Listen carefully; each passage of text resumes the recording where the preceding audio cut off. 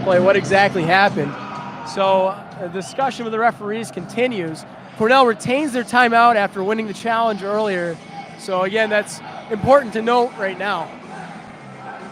Again, apologies for our technical difficulties, and if we didn't have audio on that one, it for now is Rhea Hicks who has tied the game at 15:05 remaining in the second period. Cornell appears to be challenging for a high stick. A long discussion at the bench. Now the referees will meet at the center dot. Head referee Dupree heads over to the timekeeper. Prim will talk with Matt DeRozier.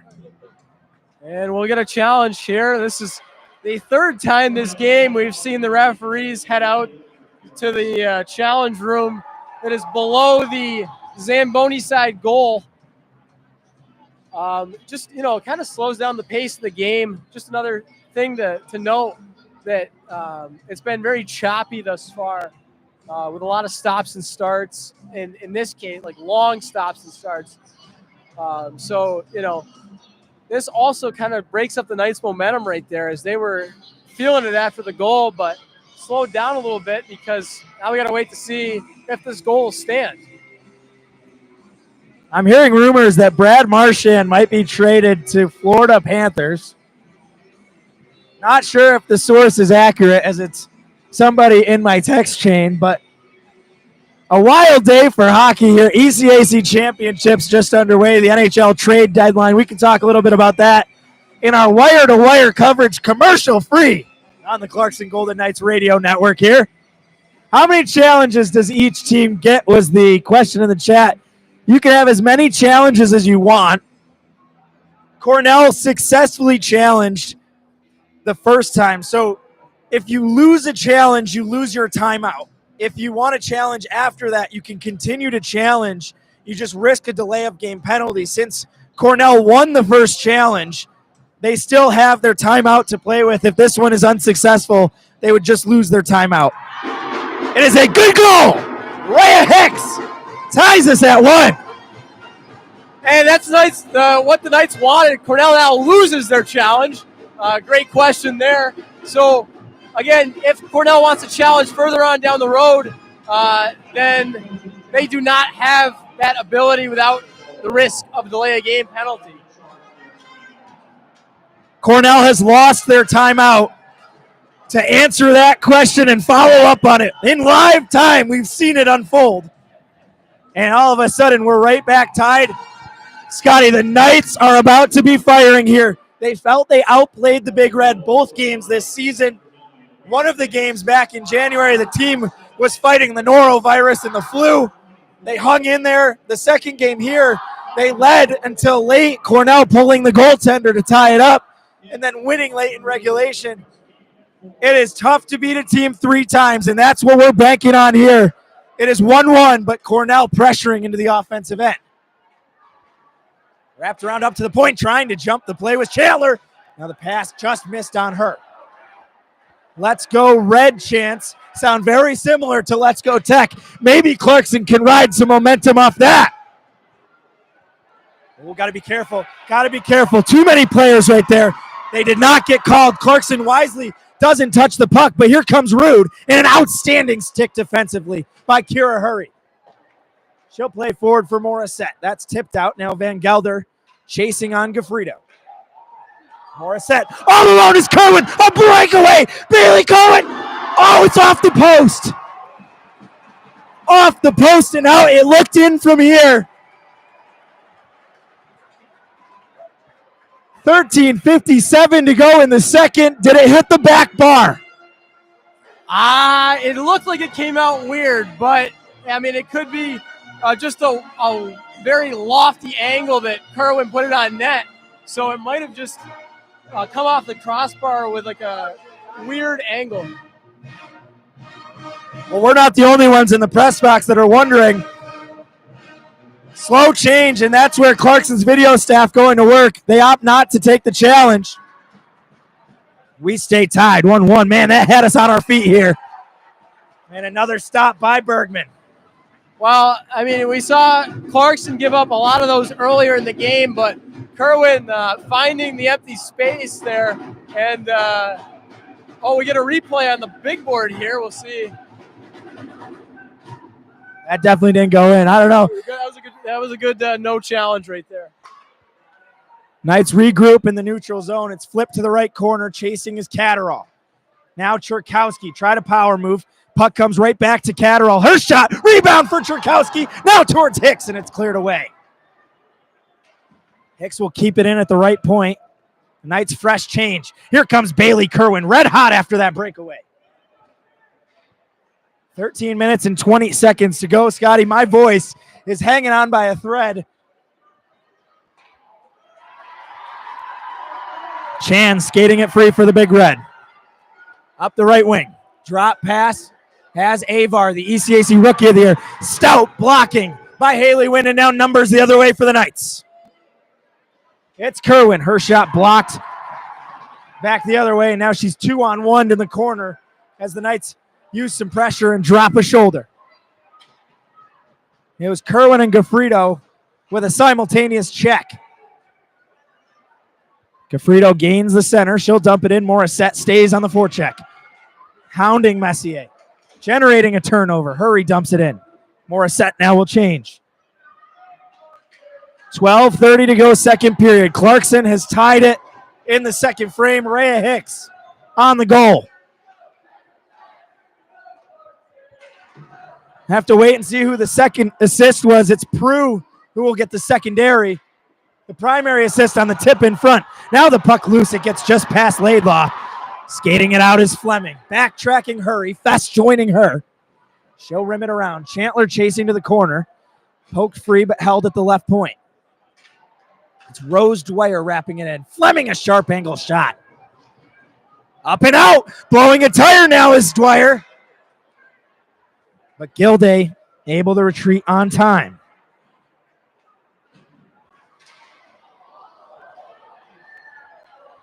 Gosling plays it forward. Numbers maybe if the Knights can hurry. Chandler trying to play Catterall. This tip toward the net dangerously. Up and over. Bergman jumping out. Gosling dropping the shoulder to Van Gelder. Now the other way. Adam, dangerous shot. Just barely missed the crossbar. 11 minutes and 15 seconds to go in the second period. Clarkson and Cornell tied 1-1. Here's Dwyer dangling. Dwyer still dangling. Finally taken away. It was Rhea Hicks with a last-second poke check. Now the stretch feed trying to find Cherkowski.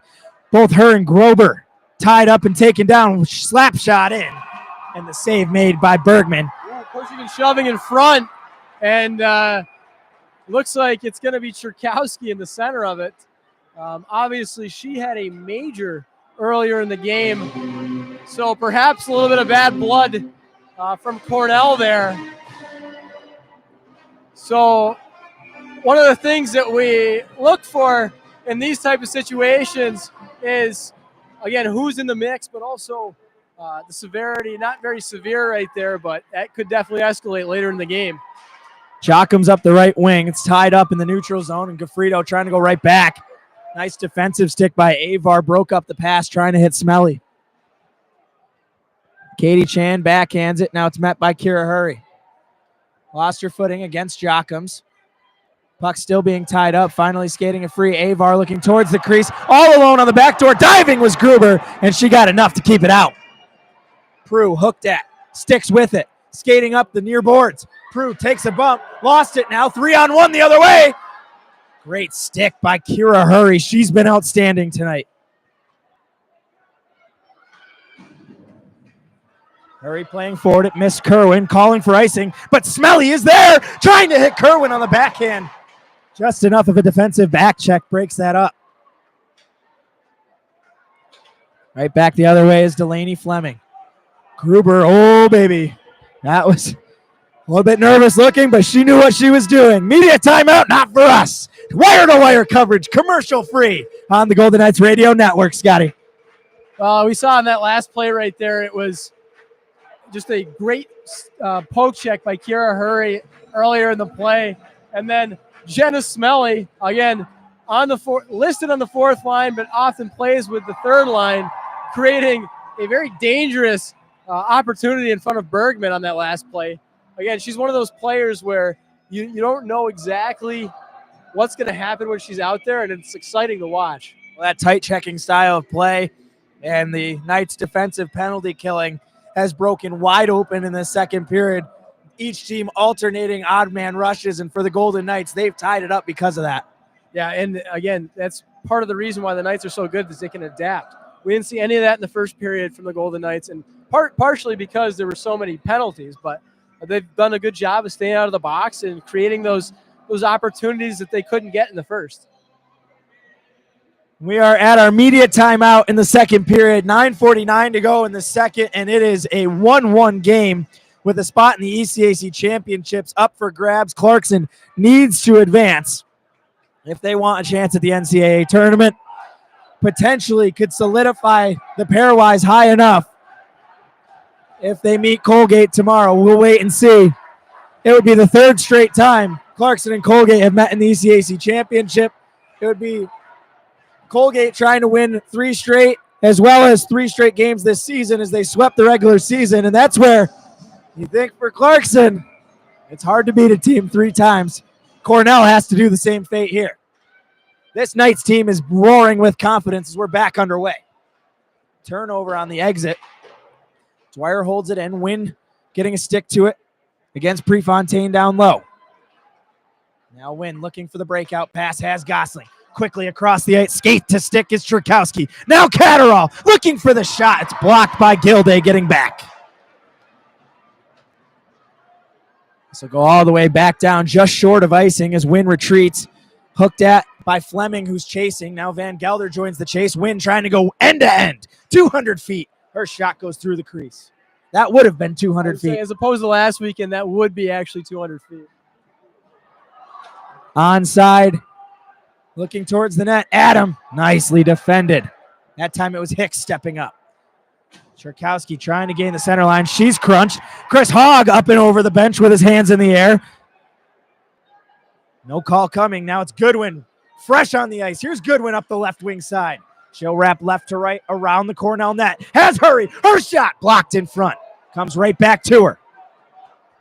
Backhanded to Laidlaw in the corner. 8 minutes and 30 seconds to go in the second. Glove down by Hurry and across for Fess. From the near side, wrapped left to right behind the Cornell net on our left. Gabby Rude plays forward. Now Adam. Nice stick by Hurry. Fess looking to go through the D. Give him the old banana split. Split the D. Megan from Buffalo is going to hate that reference. One of my all-time favorite TikToks. Here's Gosling at the blue line across Hurry. A one-timer. Rebound to Laidlaw. Along the half wall fighting for it. Gaffredo. Her stick being tied up. Where's the call? It's not coming.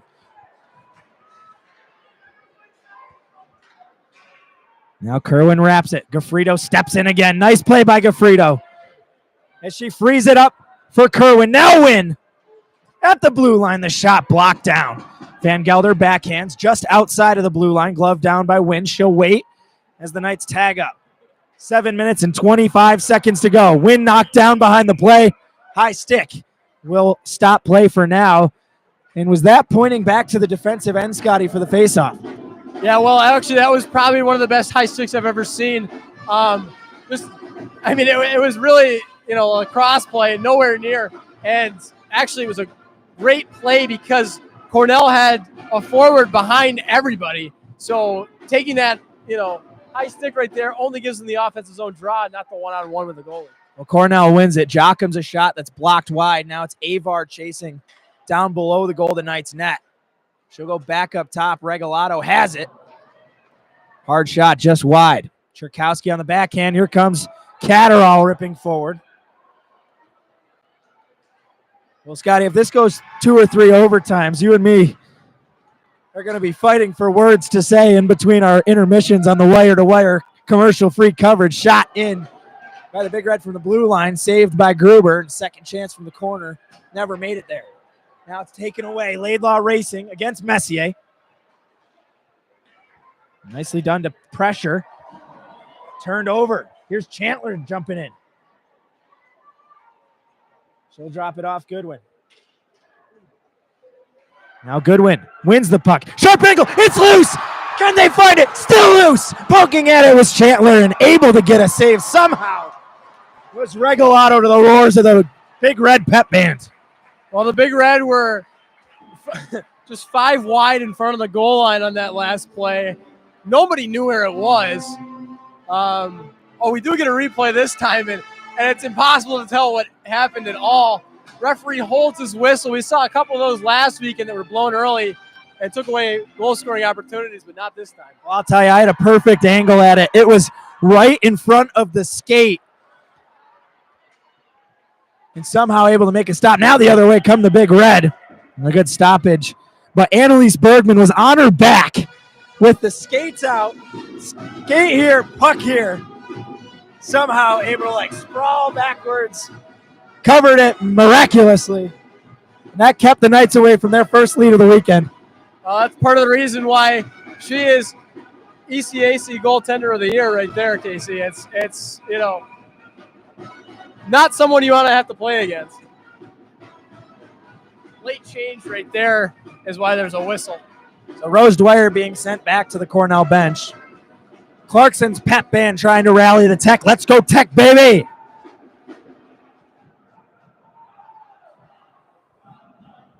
It's Rude against Gafrito on the draw. Big Red win it, but a little too hard. It comes out to the neutral zone. Now wrapped back in as Gosling will retreat. 6 minutes to go in the second period. Clarkson won, Cornell won. Knights have tied it in the middle frame. Here's Smelly working forward. Her shot rips up and over the crossbar. Smelly wins it back, calling for it, Kerwin. Smelly, a power move, and it goes just wide. Well, I'm ready to lose my biscuits when 20 scores. Her first that we've seen. She had 2 in the opening weekend of her freshman campaign. Has not scored since. Nearly had one there. She had an assist last weekend against Quinnipiac, but her play has progressed very nicely. Gafrito wins it out of the corner, trying to go skate to stick. It's still loose, and Smelly swings at it. Now down low, Catterall on the backhand towards the net, covered up by Bergman. Oh, we got a push in front of the net. That might be called. That was really late. Still going on. Yeah, some pushing and shoving in front of the net. And I guess that's the effect that Jenna Smelly has. Just, she had a shot, got her own rebound, worked it to the other corner, got it on net. I mean, I don't know what more you could want as a coach on that last play. She was everywhere. It was the flash in human form right there. Off the draw, the Knights win it. And a great glove save by Bergman. The slap shot came in by Senna Catterall. Oh, boy, the Knights are barking at the door right now. That was similar to the goal we saw last weekend from Gosling. Just a face-off win and a shot on goal. And a bit of a dangerous location right there was Senna Catterall's shot. Knights win the draw again. Here's win across. Catterall's one-timer. It just missed. It was blocked in front, deflected to the left, and almost hit Hicks perfectly. Cornell breaking it out. They're generating numbers the other way. Up the right wing is Delianides. Her shot, sneaky. It was a no-looker. Now a collision in the slot of the defensive zone. Catterall was tied up with Fleming. Knights skated in. Gosling towards the net. Here's Hicks trying to find her second of the period. Stopped by Bergman. Boy, is she good. That is 17 saves for her, but she's been matched by 17 on the other side by Holly Gruber. Well, again, great goaltending performance, but something that noticed on the last play, the tie-up, it looked like Senna Catterall came off slowly. Looked maybe a bit hurt in the leg, so we'll have to keep an eye on how she comes out in this next couple shifts. Big Red win the draw. Great keep by Hurry at the right point. Now dangling is Laidlaw. She's looking for a shot towards the net. Her pass goes to the corner, and Madison Chandler will fight for it. Nice drop pass. Here's Goodwin streaking down the half wall. Tied up in the right corner. Chandler, drop pass, looking for a shot. Fessel one-timer, gloved up again. And boy, she does that well. Full splits, down low. And if the Knights could get a little more elevation maybe, I think high blocker is where they're going to be able to beat her. Well, and on that last play, there was just nobody in front of the net. I'm sure that if you get a little bit of traffic, it's gonna be harder for her to see. And I mean, honestly, you could beat any goaltender that way. Just take away their eyes. So the Knights will look to continue to do that later. 4 minutes and 21 seconds to go in the second period. It is tied 1-1 thanks to Rhea Hicks's equalizer back early in this period, about 4 minutes in. Knights holding the zone. It's Morissette fighting with Adam. Nice stick lift. Puck flips up. Kerwin trying to find it. 3 Golden Knights against 2 Big Red on the near wall. Skating it free is Kerwin. Hacked at by Dwyer. Kerwin still on the puck. Great effort. Inside 4 minutes to go. It rolls on the stanchion. Kerwin plays it to the right side. It's chased now by Morissette. Big Red a chance to skate it out. Knights are changing. On comes the top line. Backtracking Gosling. Just enough of a stick prevents the entry. It comes deep for Hurry. Big Red in a change now. Kira Hurry looking up ice. 3 minutes and 25 seconds to go. On the forehand. Hurry lost it briefly. It was Fleming's poke check that knocked the Knights off sides. We'll try again from the neutral zone. 3:22 to go. Well, the Knights really want to get something going towards the end of the period. We hear the pep band, and the energy in this building has been insane this entire game. Clarkson, obviously, great to have their pep band here. It really can swing the momentum of the crowd because obviously a lot of passionate Cornell Big Reds fan here tonight. Missed breakout pass on Messier. Hobbled up into the air. Now Gosling from the defensive end across for a win. She delays as she was foreshadowed on the exit by Prefontaine. Backhanded around, turned over as Messier sent it right to Cherkowski. Glove down win at the point. Kept it alive for Hicks. Flipped down low. Cherkowski pulling up against Regalado. Cornell uses those big bodies so well on defense. They've got stout, tall, solid defensive defensemen. Now a pass for Jacobs. Excellent execution by the Knights, and it's broken up by Gosling. All alone as Avar takes a bump. Hip check from Gosling. She'll continue to skate to the left side. Now it comes back up top for the Knights. Shot off the back of the net. Wynn taking it away, looking to clear off the glass, and will. 2 minutes and 10 seconds to go, second period. Reminder that we will be sticking with it. No commercials here on the Golden Knights Radio Network. Coverage on the Clarkson Athletics YouTube. Breaking it in. Laidlaw shot! Saved by Bergman. She's had a not so sneakily good performance tonight. That's Shelby Laidlaw. Just forcing those turnovers. She's been a presence. You kind of feel just large and not just her ability to create that long reach turnovers and use her body to her advantage has been noticed here tonight.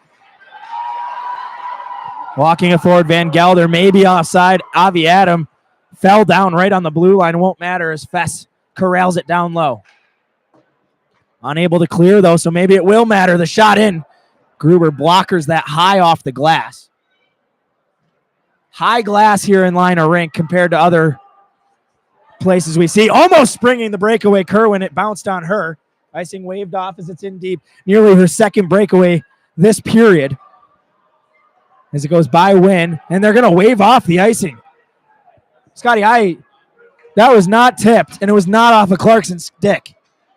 I can't make sense of that one, but Clarkson will possess with some space. So Wynn being hounded on the forecheck by Fleming.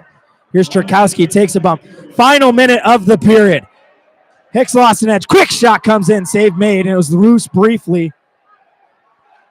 50 seconds to go, second period.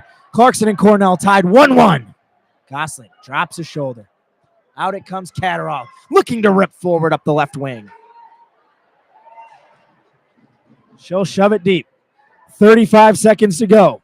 Cornell regrouping on the stick of Regalado. Brought down by Gosling. Knights tag up. Gosling try to dangle, but it's sent right back the other way and win in a foot race. Who else but Fleming pestering the Golden Knights on the forecheck. Now it comes forward. Here's Hicks all alone. Defense broke it up. It was Rose Dwyer getting back. 10 seconds to go. Knights on the forecheck. Chandler tying it up in the corner. Can the Knights get one more shot? Here's Laidlaw against Avar. 5 seconds to go. Down low, Chandler winning it back, but a good stick by Dwyer keeps it free. It comes out to Hurry. The buzzer sounds. Second period is gone. 1-1, and Clarkson has tied it up, Scotty.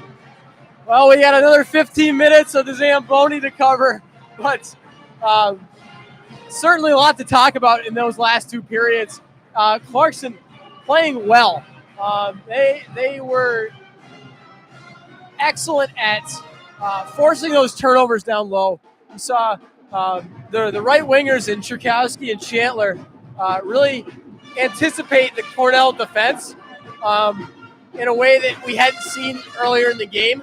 Just getting those more opportunities can really tire the defense out. And we saw, Quinnipiac was obviously a very, very deep defense. Was able to go to their third pair late in the game, and maybe Cornell doesn't have that ability. So we'll see. If this game, obviously 1-1 right now, so potential for overtime. Don't say that. Don't say that right now. We'll see how Clarkson's forwards can really press their advantage and almost run a press like in basketball on the Cornell D to force those turnovers and create those late game opportunities. Well, the Knights love their dramatics in the ECAC semifinals, and think back to Yale 2 years ago. You were right alongside me when Stephanie Markowski scored the late game tying goal, and the Knights came away with a victory on the stick of Ann Cherkowski. She's still in the game. It was a little bit scary as a big hit went to a review for a 5, and typically that's where you see the game misconduct come in. They left her in the game. It was a 5-minute major. The Knights had to kill it off.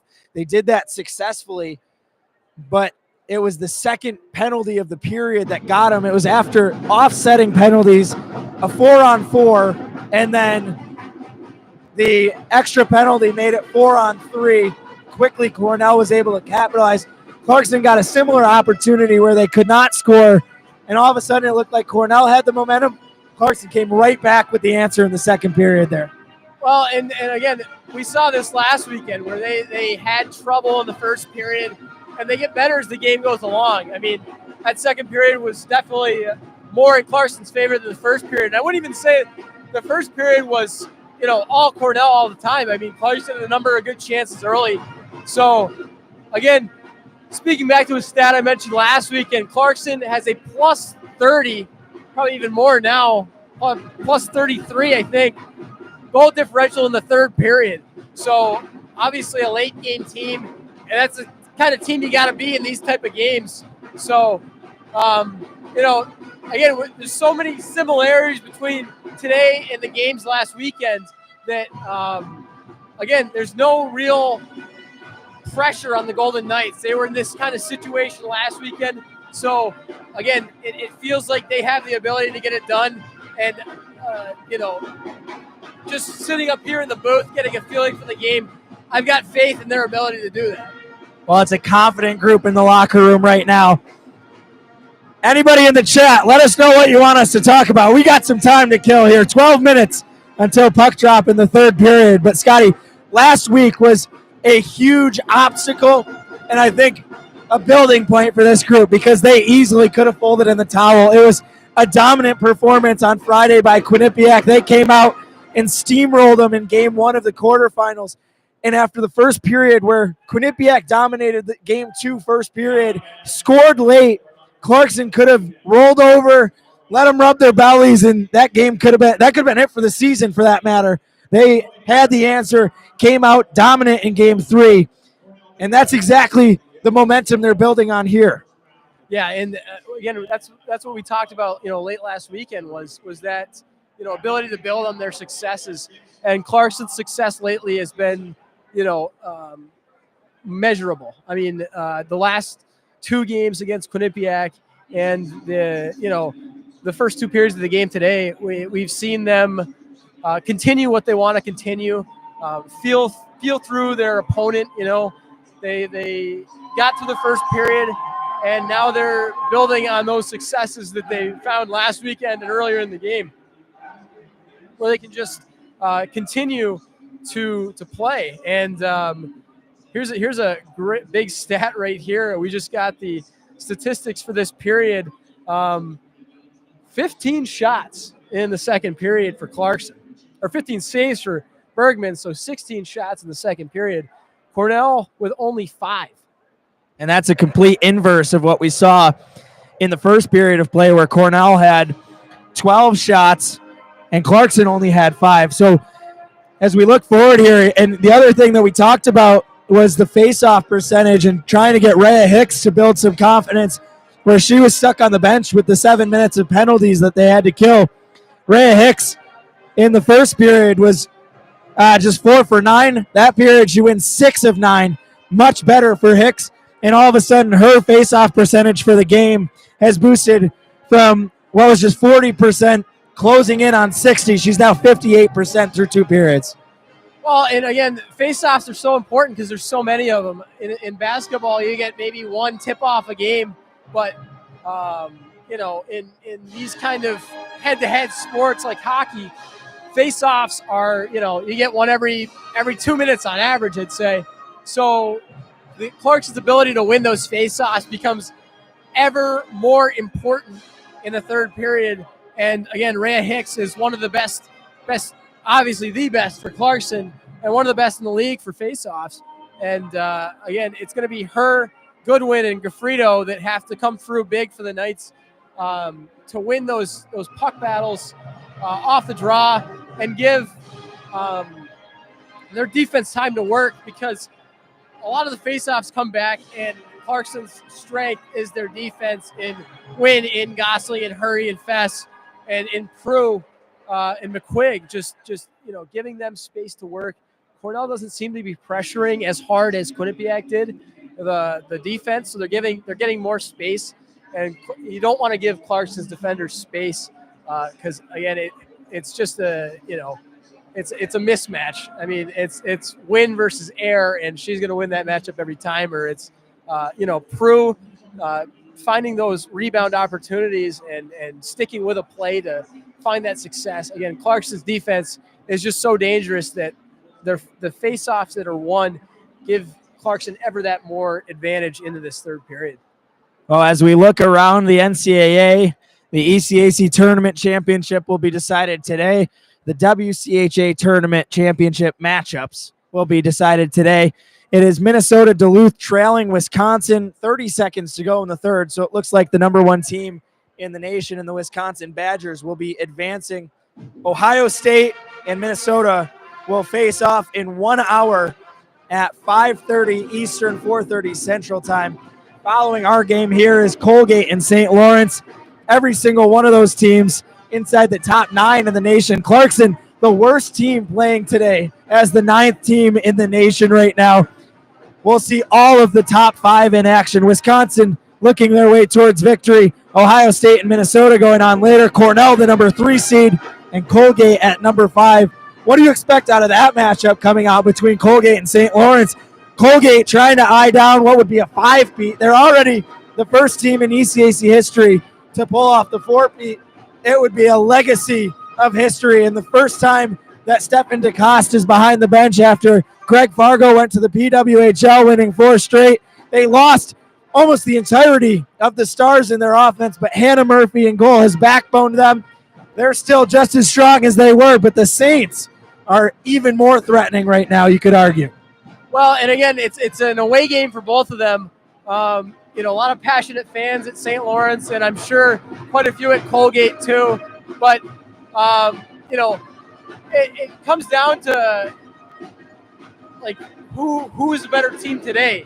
I mean, both great teams.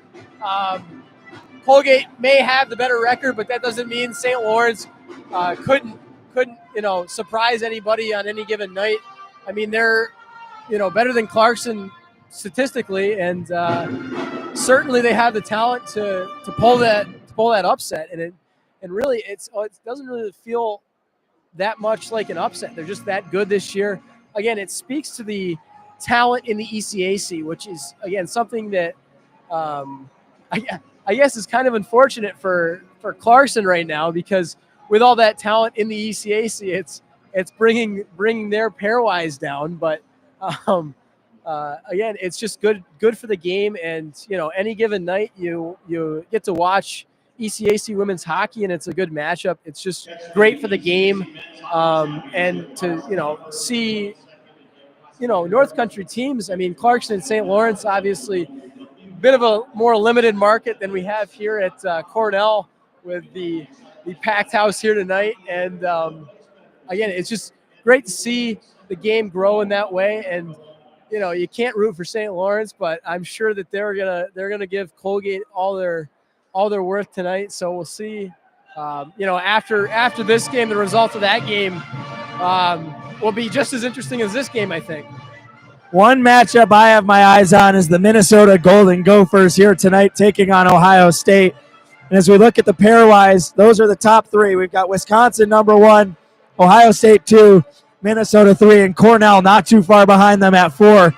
But for Minnesota, if they can hold on to a top 4 spot, they could host their way to a national championship. Minnesota is the host site for the Frozen Four.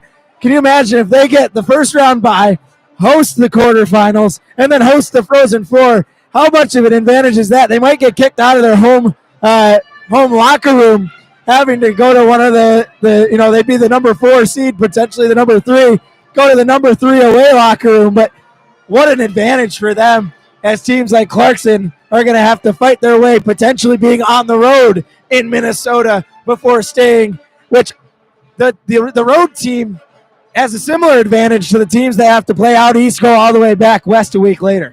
Yeah, it's just interesting to see how these things will shake out. I mean, so much is it's not luck, but it is these situations, how they shake out. I mean, how lucky would it be for Minnesota to have that opportunity to do that? We finally get a horn here. Only 4 minutes till puck drop in the third period. I'm trying to talk as much as possible here for Casey. You can hear his voice getting pretty tired right now. Again, it's just one of those games where you can't take a back seat. We 2 great pep bands here tonight. We've got Cornell, obviously one of the best in the business in college hockey, and Clarkson not too far behind them, trying to give the away team that home team feel. And talking to players on both the men's and women's teams, it's really an advantage to have the pep bands for these away games. It just brings that feel of home to the away rink, and and some of the quiet rinks can really turn the tide of a battle. Well, the guys talked about the road games at Union and RPI and feeling like there was more of a Clarkson following. Here it's tough to tell who's for who here. You got the Let's Go Red chants, the Let's Go Tech chants. Almost 2,000 people in attendance here in Liner Rink. An unbelievable start for the ECAC championship weekend. But, Scotty, the intensity's been high. There's been cheers both ways. Cornell scores, the place erupts. Clarkson scores, the place erupts almost just as much, it feels like.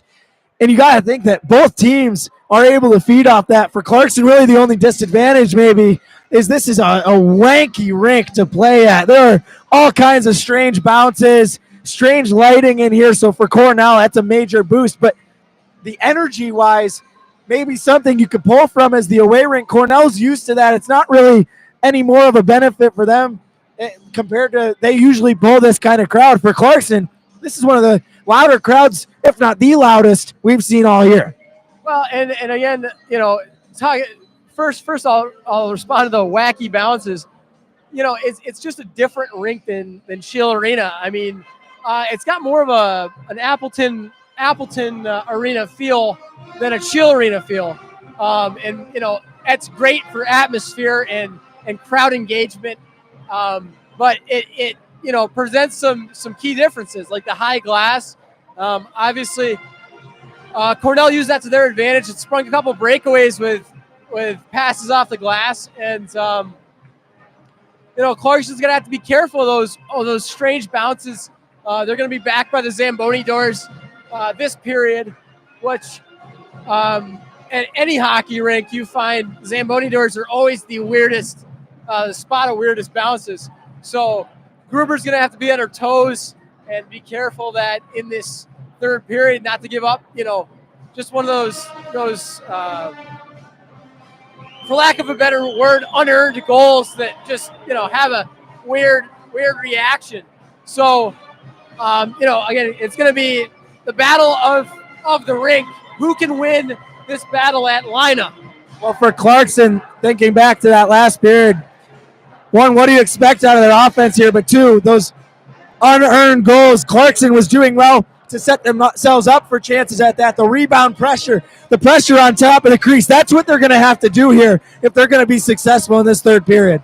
Well, and again, with Bergman being, the best goaltender in the ECAC, you got to have those funky bounces, really. You got to get somebody in front to screen, or you got to get, a breakaway, or you got to do something that puts you at an advantage because you're not, neither goalie here tonight is a goalie you beat in one-on-one situations, and they both shown that. I mean, Gruber had a couple of number of saves in the first period that were crucial to put Clarkson where they are right now, and on the other side, Bergen's done the same thing. So it's going to be the battle of the third period. Here we go.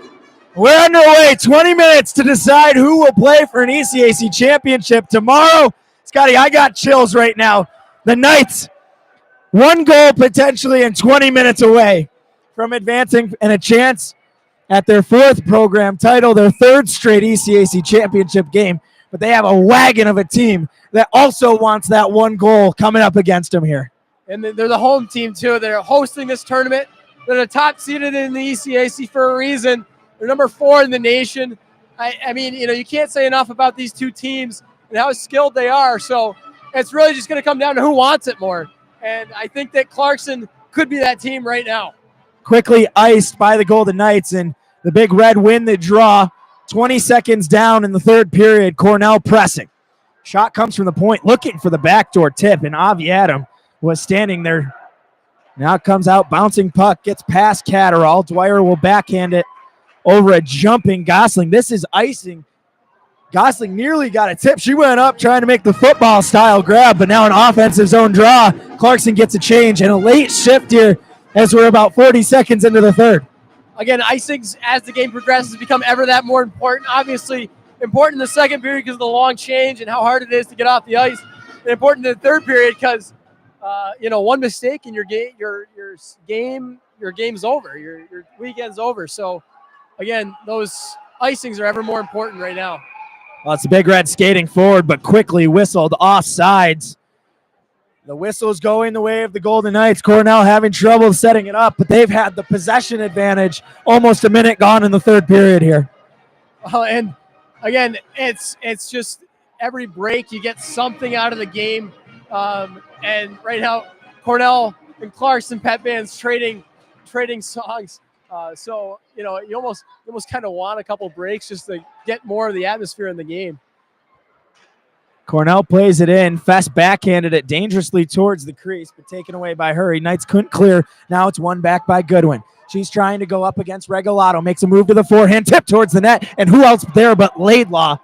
Tipped it wide in a collision with Bergman. Chandler does well to hold it on the near boards. And Messier will reset behind her net.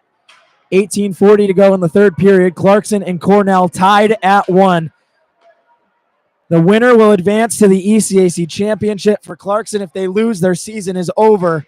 Higher stakes for them as Cornell already has a bid secured in the NCAA tournament.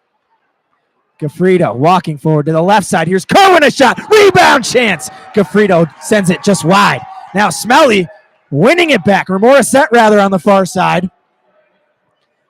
They'll get it deep where Gaffredo goes to work. Pinching in his Win.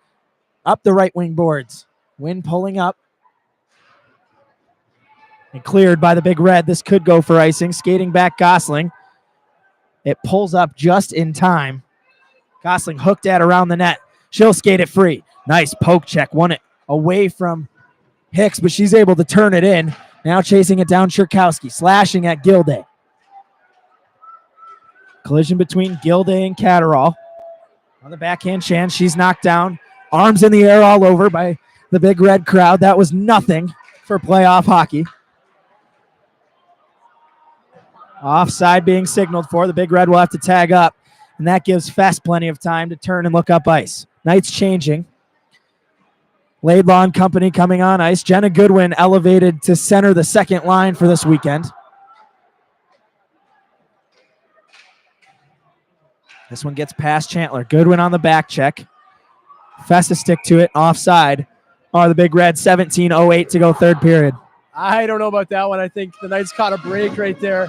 It looked like everybody was onside right there. If you don't know, the determinant of offsides is skates. So wherever your skates are when the puck crosses the line is what determines offside. And I don't think the Big Red were offside on that last play. Well, I spoke to the referees before the game, and they're big fans of us, Scotty. They loved that we were giving the work to Kobe Munson last week. Now a little bit of difficulty coming from Allfeld to the current referee group, so maybe they won't be as big of fans of us after this one. 16:45 to go. It is the Knights behind their own net trying to send it free. This one flipped back to the neutral zone. Make sure the microphone's still rocking. We are. Again, held behind the Knights net. This time it's Hurry on the breakout. She'll skate through center. Kira Hurry. Shot from the blue line. Bergman's going to stop that just about every time. Well, and you know what? Sometimes that's the best play. I mean, you get an offensive zone face-off. You can put your top line on, change up. Obviously, the Knights do not have the home change, so it'll be Cornell that gets to choose who will go out against who. But sometimes the best play is just get it on net and get a stoppage. Caroline Gaffredo so strong on draws. She wins it. As Scotty just mentioned, wins shot blocked right back to her. She'll get it deep. Gaffredo pressuring, wins it back, using the body. Now Smelly helping her out. Here's Gaffredo. Wrap chance. Stick to it. Bergman stifles that. Gaffredo maybe a little bit frazzled that one gets stuffed again. Well, and again, that's what you get when you're playing Bergman. There's not going to be those chances that you got to earn your chances, and that one wasn't really earned. It was just a attempt on net. Here's a quick shot off the draw. Still loose. Cherkowski bats it just wide. Still on it. Hicks on the backhand. Hicks gets it off. A shot comes in. Where's the puck? It was Gosling, a one-timer from the circle. Came out to the blue line. Kept in. Now a whistle. Bergman is unhappy. Scotty, what was that whistle? Well, my first guess was the net was off. My second was that there was some kind of equipment problem, but I didn't see either of those, so I really have no clue. We're back underway. The Knights a quick shot, and that's a save made by Annalise Bergman. Well, in her third glove save in as many shots, you're not going to beat her over there very easily, that's for sure. The glove was red hot for Annalise Bergman in the second period. Cornell scored late in the first, a power play goal. Clarkson tied it up early in the second. We've been skating 1-1 since then. Rhea Hicks had the goal. Gosling from the point, down low, being held at is Cherkowski. The puck comes to her. Gosling to Wynn, to the right side. Wynn shadowed, well done on the defense by Rude. Comes in, big bounce off the half wall, glove down by Cherkowski. She's looking for a wrap, sends it in, a pad save made by Bergman. Wynn activates, keeping the puck alive. Rebound given out. Hicks is tripped up by Bergman. A little bit of a roar by the Knights pep band. No call. Being held down low. Knights in the midst of a change, holding Cornell in the defensive end. Now it's Laidlaw pressuring. This puck dropped off and a chance to clear it away as it's skated out by Dwyer. Wynn looking to go right back at him. The pass missed. It's not going to go for icing, though, as Messier has to skate back. And now it's Goodwin with the faster skates. Chandler lost it. Here comes a chance to win it back. Laidlaw couldn't get it deep, though. Again, the puck comes to her, but it's poked off. Prefontaine able to clear the damage. Fest from the neutral zone. Inside 15 minutes to go in regulation. Scotty called overtime. This one up and over the glass. Scotty, and it's starting to look that way. Well, again, right now it feels like an overtime game. Obviously, still quite a bit of time left with 14:24 left in the third period. But it has that feeling, that energy that an overtime game has where, every goal is not guaranteed, and both teams are going to have to try to get it in this next. Quick shot comes in by Fest just wide. Sorry to cut you off there, Scotty. Boy, if this game continues to be as tight checking as it's been and we get down the wire, I might have to take a break, go into the bathroom, pluck out all my eyelashes and start blowing them away one by one. My girlfriend knows what I'm wishing on. Only slight jokes, but this has been just as much of a matchup as we've expected. The next game between Colgate and St. Lawrence, probably exactly the same. It's going to be anybody's game, anybody's championship up for grabs here. Well, that's what you like to see out of these tournaments. Knights win the draw. Here's Wynn towards the net. It was blocked. Nearly found a backdoor tip. Comes up one-timer Catterall. Again, blocked down. Now a cross-check in front as Hicks was eliminated. Big booze coming. Wynn trying to make him pay. It comes out Cherkowski. Down is Bergman. And her shot was tipped up and over. Messier back on it. I'm looking towards the Knights bench. The pep band calling the referees blind and deaf. That's not too nice. That's playoff hockey. Gosling lost her footings, took Jockerings with her. Smelly tied up. Comes to Gaffredo. Gosling looking to wheel it out. Backhanded towards Kerwin. Maybe Morissette the first to it. Kerwin frees it up. Here's Gaffredo now. And the Big Red able to skate it free now. An odd man rush coming for them. It's Chan. Gilday calling for it at the crease. Fest needs to be alert, and it's tipped right on Gruber. But she saves that one. And we stay 1-1. Big save by Holly Gruber. Well, if you're the referee right now, you're probably not too happy with Clarkson's pep band's chant. Not something you want to have this late in the game where every call matters probably. It wasn't, that bad where it probably should have been called. Again, in playoff hockey, they're going to let those things go. It's going to be a play-on kind of game. Well, let's just remember Cornell's the home team. Maybe for the purpose of that, the sounds orating, maybe it sounds like it's coming from the Big Red side. Pretty obvious which side was discontent with the call there, though. Big Red pressuring. Delianides from where she scored her power play goal. Back up top. Shot comes in. Up and over off the glass and now tied up on the net. Prefontaine hits Delianides. Tried to go sharp angle. Now the shot. Save made for now. It's still loose. Up and over Gruber. Oh, the Knights need a stoppage. Here's a sharp angle shot. Gruber in one right now. And it's going to be cleared away by Fest. Not out. Chandler gets it the rest of the way. Now it comes to her. Laidlaw moving forward. Her shot blocked down and wide. Fortunately, the Knights get a change. Scotty, that was dangerous moments. 3 or 4 blind shots from in front of Holly Gruber. Scary moments there as a Knights fan, but again, great saves made, and credit the defense, Clarkson's defense right there. They made some great plays behind the scenes that allowed that to not go in the back of the net. Well, here's Catterall now. She hits Hicks on the backhand. Hicks was the one who took that big bump, the cross-check style, on her last shift. Good to see her back in the play. Cherkowski uses the body. Walls off Regalado. Now a nice back check. Wins it back. Here's Catterall. Ooh, that's what she told me pregame. She's going to play like a dog today. Gaffredo pinching in. Down to the right side. Here's Gaffredo looking for a wrap chance. Body's on top of the crease. She'll send up top for Gosling. Now it's Wynn. Again, Gosling at the left circle. Bounced on her. Tip chance for Kerwin. Puck is still loose. And Regalado uses her size on Kerwin to find space. Clears it away. And the Big Reds skate it out. Nice body by Wynn. Blocks it down. Jockums will rim it back in. The Big Red had to tag up. Puck loose for Gaffredo. It's Wynn backtracking. Avar on her. Oh boy, Knights having trouble clearing right now. Looking for Smelly. Now maybe it's Wynn. Right along the Cornell bench.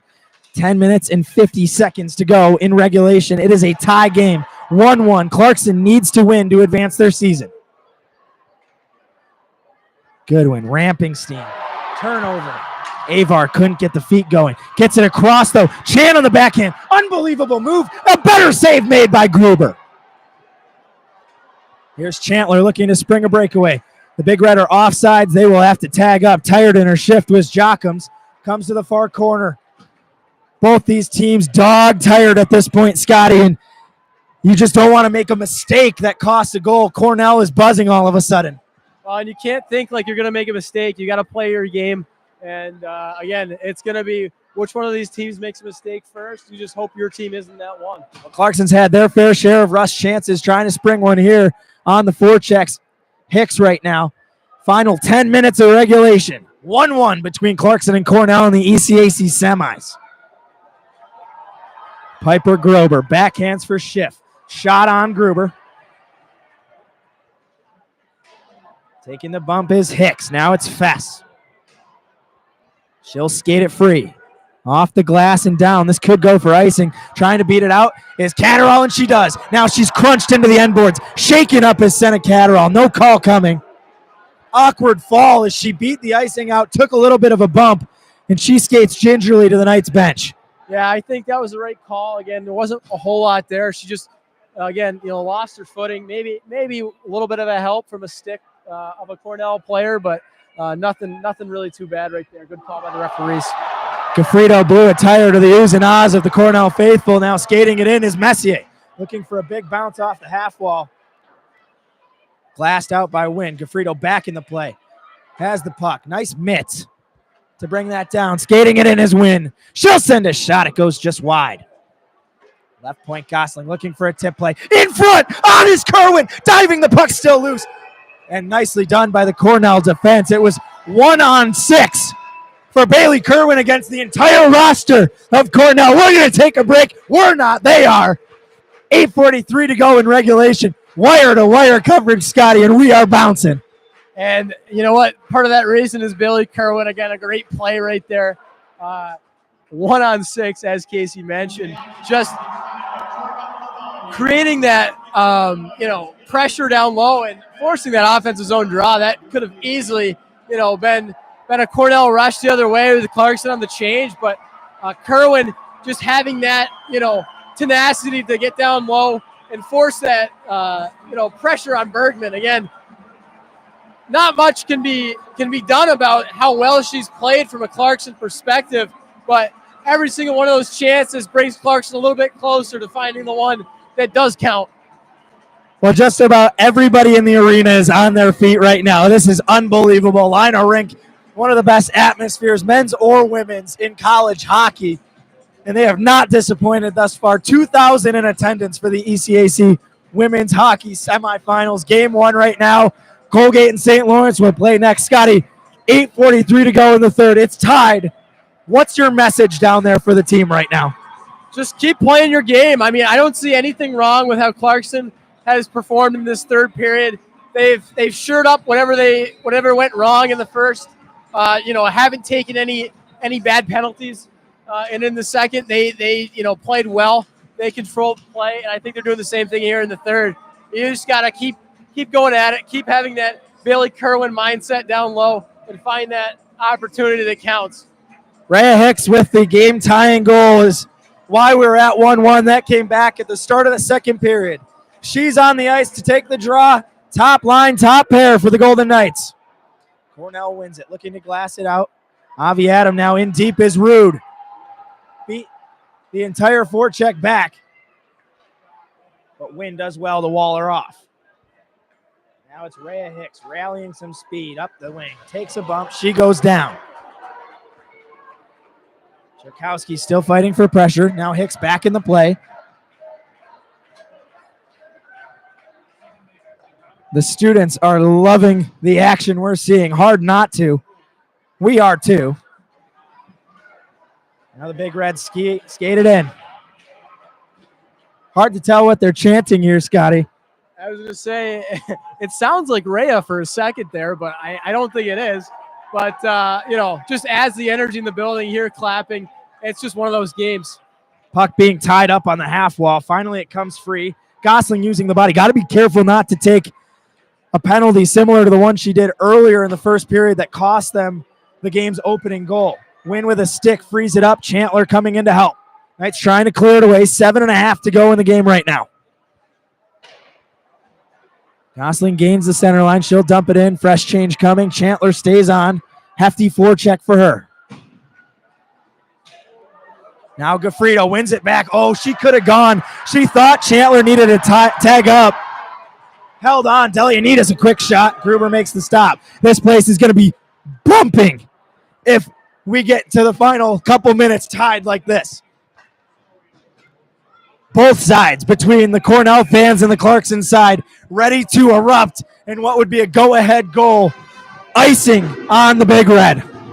Well, I can tell you that in the last playoff game that I was a part of, I guess not the last playoff game, but the last Clarkson semifinal playoff game I was a part of, it was certainly similar to this atmosphere where it was came down to the wire and went past the wire.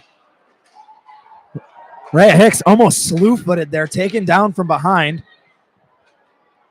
They'll get it deep again. That could have been icing. It's Wynn playing it forward. Does the game finish first, or does my voice run out? Still recovering from last week's excitement of the QPAC 3-game set. We would love maximum hockey this weekend.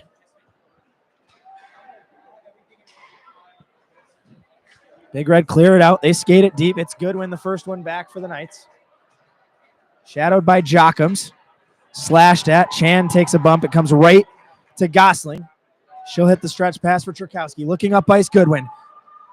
Got past her. Goodwin to the right corner on it. Pulls up. Looking for a centering pass. Goodwin holding the puck. Up top, Fess. Up the right wing. Towards the net. Rebound given up. On it, Laidlaw trying to go near side. Looking for the stuff chance. Tied up by the sticks of the Big Red. Fess. Puck in her skates. Still fighting for it. She'll wrap it around. Nobody in the left corner for the Knights right now. Piper Grober the first to it.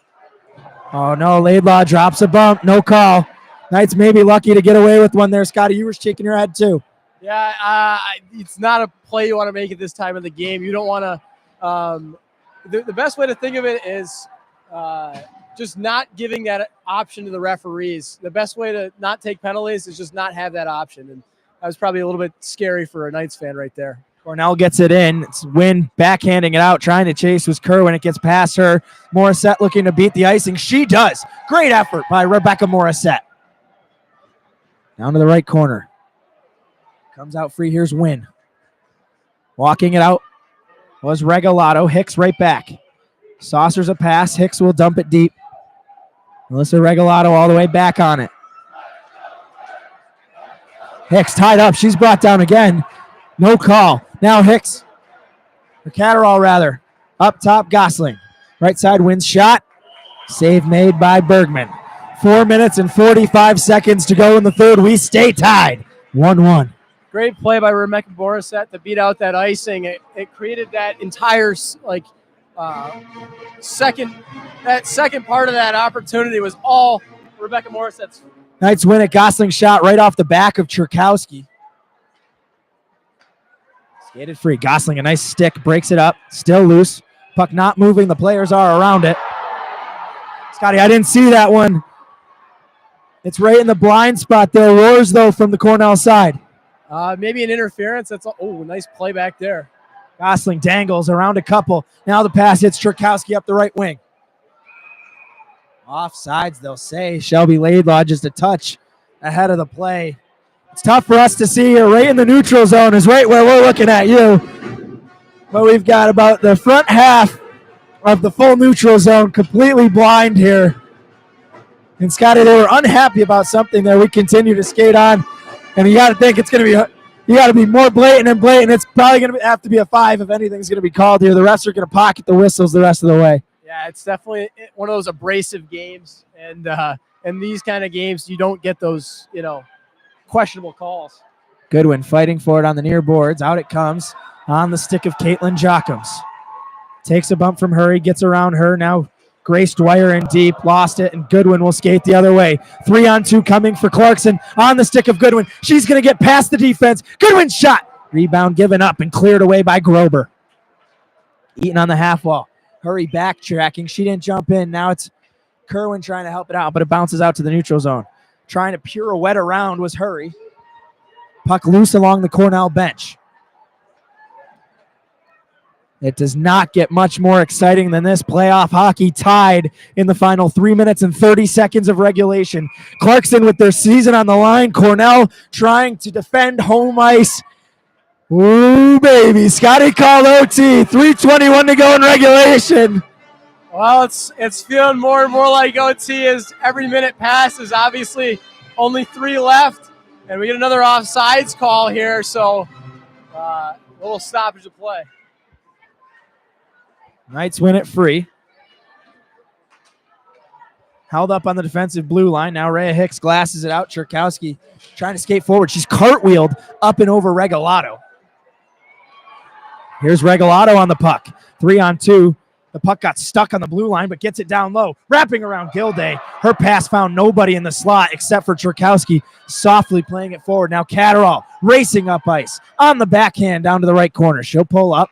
Catterall back up top for Wynn. The puck bounced on her. A chance to go for Gabby Rude. Trying to spring a breakaway. Haley Wynn gets back nicely. Rude could have easily been called there, and Gruber covers that up, Scotty. A great play there by Haley Wynn. She did exactly what she needed to. Prevented in the offensive zone. It wasn't her fault. Just a tough time to receive that pass. Always hard to receive the pass on the boards. And she just held her off until Gruber could get the cover. Winning the draw of the Big Red. 2.5 minutes to go in regulation. We're tied 1-1. The ECAC finals are on the line. A stuffed chance around by Fleming. That's covered by Gruber. Gruber was prepared for that one after last weekend. A couple of decent wraparound chances we saw, but she knew that was coming and was there to make the save. Delianides against Jenna Goodwin for the draw. Now 2:28 left. Weird bounce off the stanchion. It works in the Knights' favor. Played up trying to find Chantler. Here's Prefontaine right back the other way. Defended by Fass, and Fass able to win that battle. This flipped high into the air. Here comes Morissette. Playing it around Gilday. Morissette on the backhand. Gilday gets a stick to it. Still on it is Morissette. And again, it's Gilday taking the puck away. In the skates of Morissette, freed up. Wrapping around is Kerwin, calling for a win. Her shot off a stick and up into the net, and great chance by the Golden Knights. Well, Gilday almost made a costly mistake there, but corrects it and just has the opportunity to bat it away from Morissette. Morissette, again, another solid play in the offensive zone from her, and it's going to result with a Clarkson offensive zone draw with only 1 minute and 56 seconds left in the third period. Again, it's the Big Red winning the draw, Scotty. That's been the storyline last 5 minutes or so. Clarkson has not had success in the faceoff dot. Nice stick by Gosling, holds it up right at the logo. She rips it in on Bergman, cleared to the corner. Knights activate the forecheck. Touch play and walking it out. Here comes Avar. Lindsay Avar through center. Nice stick lift by Gaffredo on the back check. 90 seconds to go in the regulation. OT is looming with a spot in the ECAC championship on the line. Skating it free is Kerwin. It comes for Cherkowski. Here's Chan fresh on the ice. Drop pass Avar. The game on her stick. And the shot goes wide right. Now Cherkowski hitting Catterall. Turning up ice. Diving was Chan. Breaks it free. One back by Hicks. Here she comes with numbers. Rhea Hicks to the right circle. Final minute of regulation. Catterall for Hicks. She'll drop it off. Now Catterall. Knights waiting on top of the crease. Can the Knights find a buzzer beater? 1-1 the score. 45 seconds in the third. Now it's Cornell the other way. They're looking for the heartbreaker. Jockums. Tipped by Messier. Up in the air. Loose on the crease. Gruber has the stop. Where's the puck? Backhand off the post. Gruber stops it. We stay tied. 29.3 seconds. And the puck is everywhere but the back of the net. Oh my goodness. Not many words for that. Referee's in a great spot. And Holly Gruber, again, where she needs to be, when she needs to be there. And getting some help from the goaltender's best friend, the post, on that play.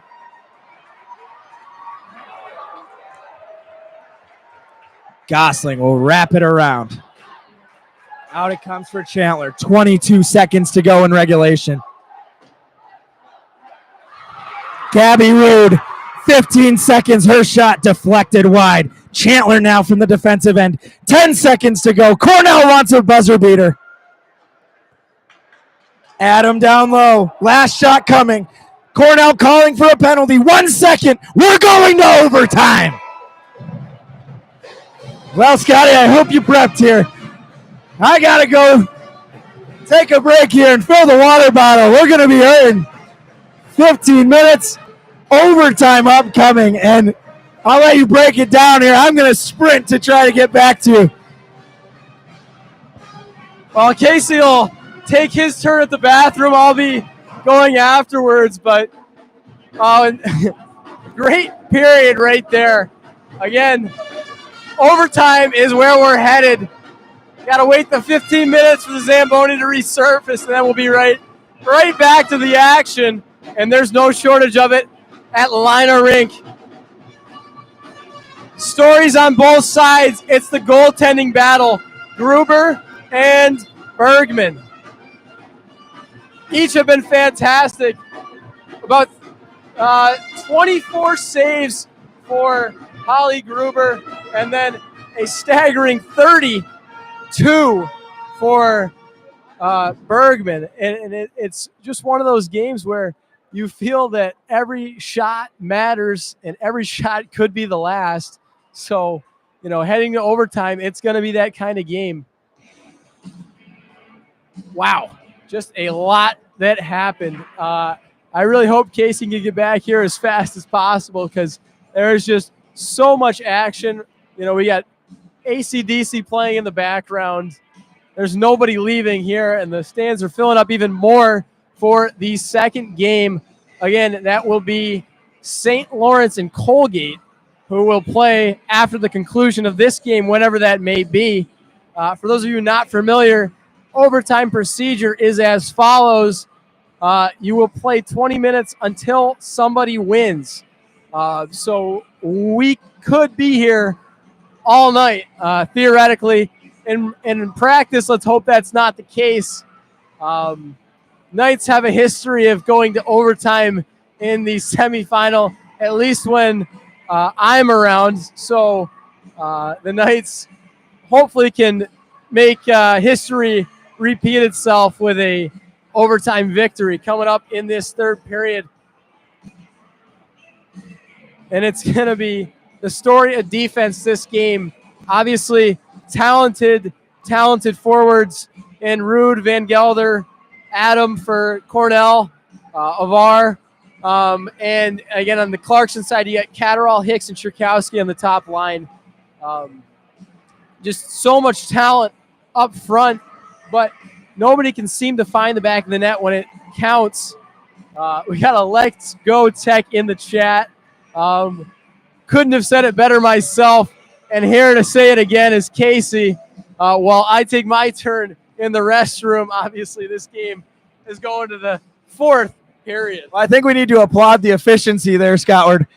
And this one is not disappointing. I'm trying to do my best here not to yank the Ethernet cord as we did in the first period of play.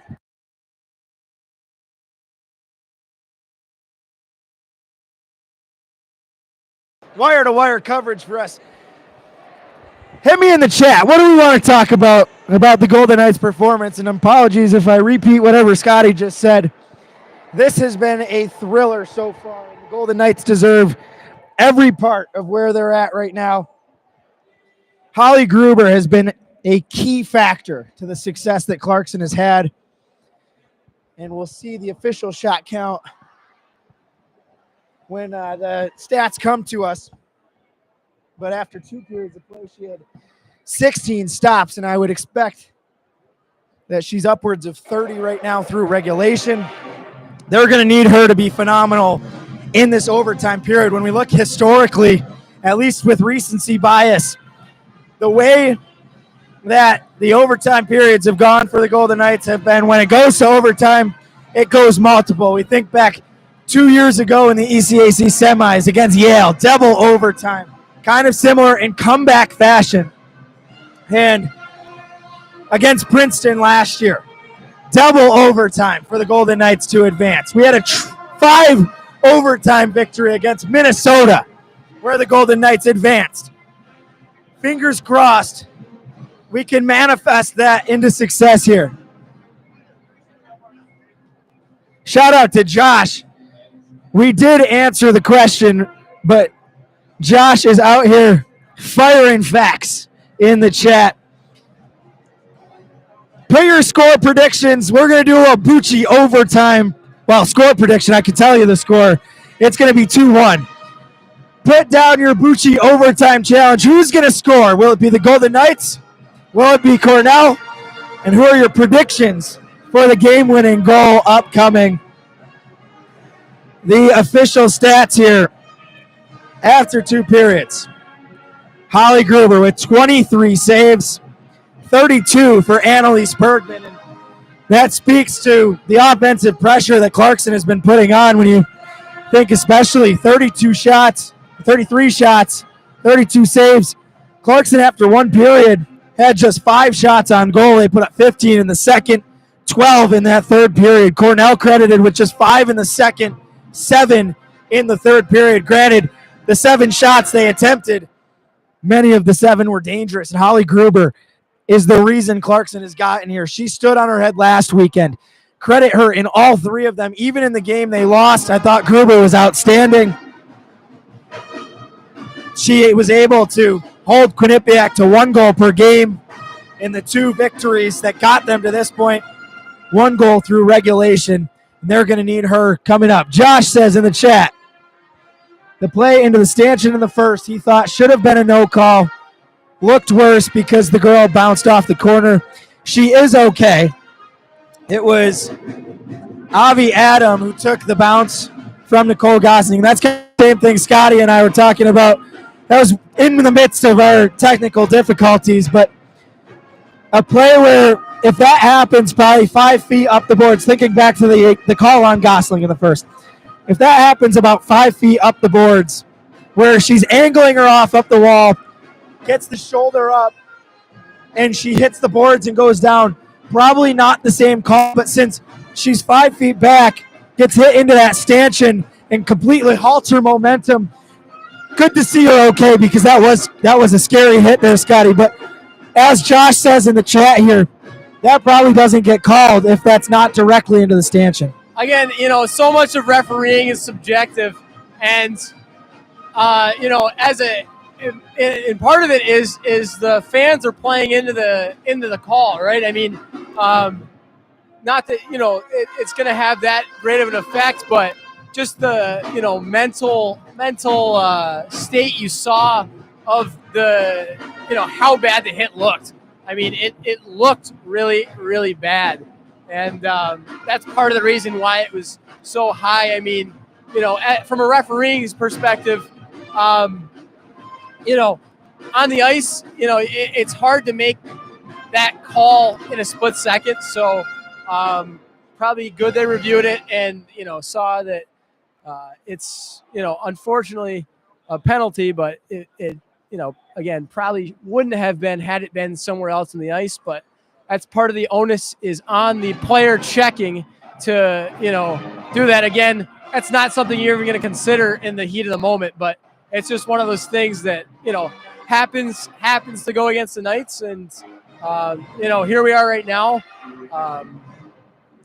Just the Cornell goal coming from that kind of unlucky play, but how many other times, has Clarkson got lucky with a call too? I mean, certainly there have been, circumstances where Clarkson seems to have gotten away with one that, maybe different game, different atmosphere is a call. So again, it's entirely subjective. The referees are doing a good job of keeping the game flowing again, but most of it's on the players just, making plays that aren't going to be called and not giving the referees that opportunity to make that call against you. Looking at the game recap here, if you're just joining us, it was Lily Delianidis on the power play, kicking off the scoring back in the first period. Grace Dwyer and Rory Gilday with the assists for Cornell. That came on the heels of 5 penalties in the first period. There was the major penalty given to Ann Cherkowski to kick off the first period. That was about 6 minutes into the game. Clarkson successfully kills that off. Offsetting penalties, roughing given to Shelby Laidlaw and Delaney Fleming on Cornell. Then in the midst of that, Nicole Gosling has that play we were just talking about on the stanchion. Cornell gets the power play goal there. Clarkson would get a power play shortly after that. They were unsuccessful, so 1-0 after the first period, but 4:55 into the second. Clarkson really got the bounce, the answer going, and Rhea Hicks with the game-tying goal. The reason we're heading to overtime. Andy Prue gets the assist. It was Ann Cherkowski on the tip. They reviewed it for a high stick. As really Prue made the play. She beats it in, keeps the Knights onside on the forecheck, holds the puck, gets back into position, holds the point, and then her shot tipped by the stick of Cherkowski, batted in by Hicks. They review the high stick.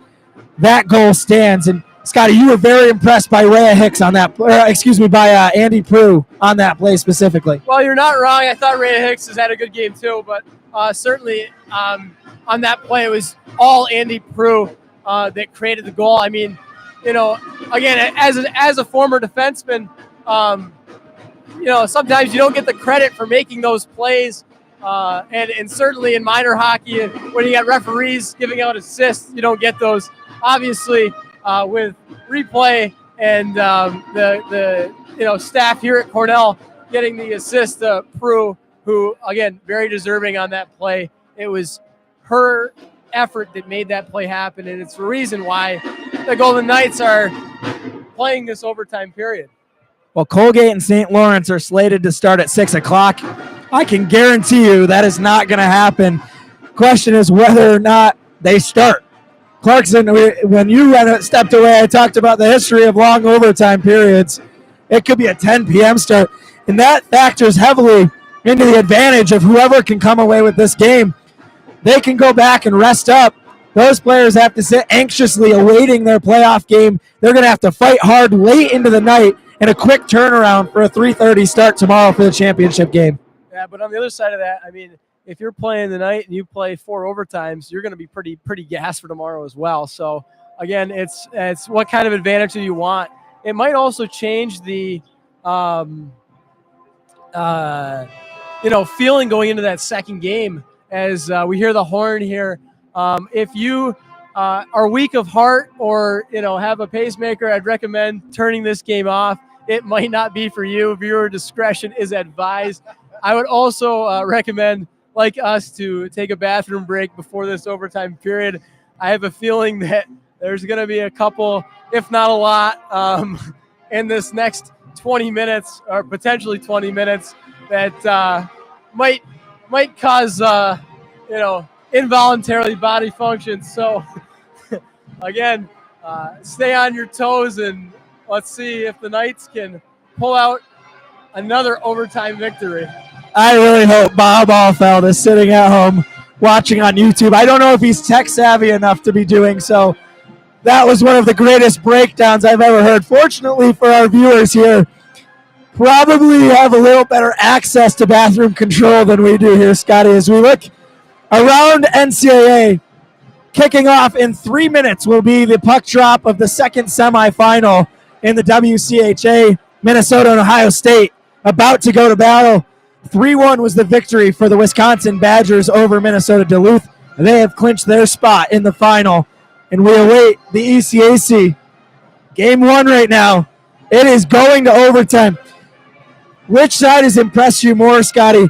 It's Clarkson with a pretty heavy shot advantage, but on that category, the grade A chances have gone the way of Cornell. They've been able to expose some gaps in the D on the Clarkson side, and maybe similar to what we saw Quinnipiac have success, pinching those forwards up high as Clarkson tries to forecheck aggressively, catching them in that transition.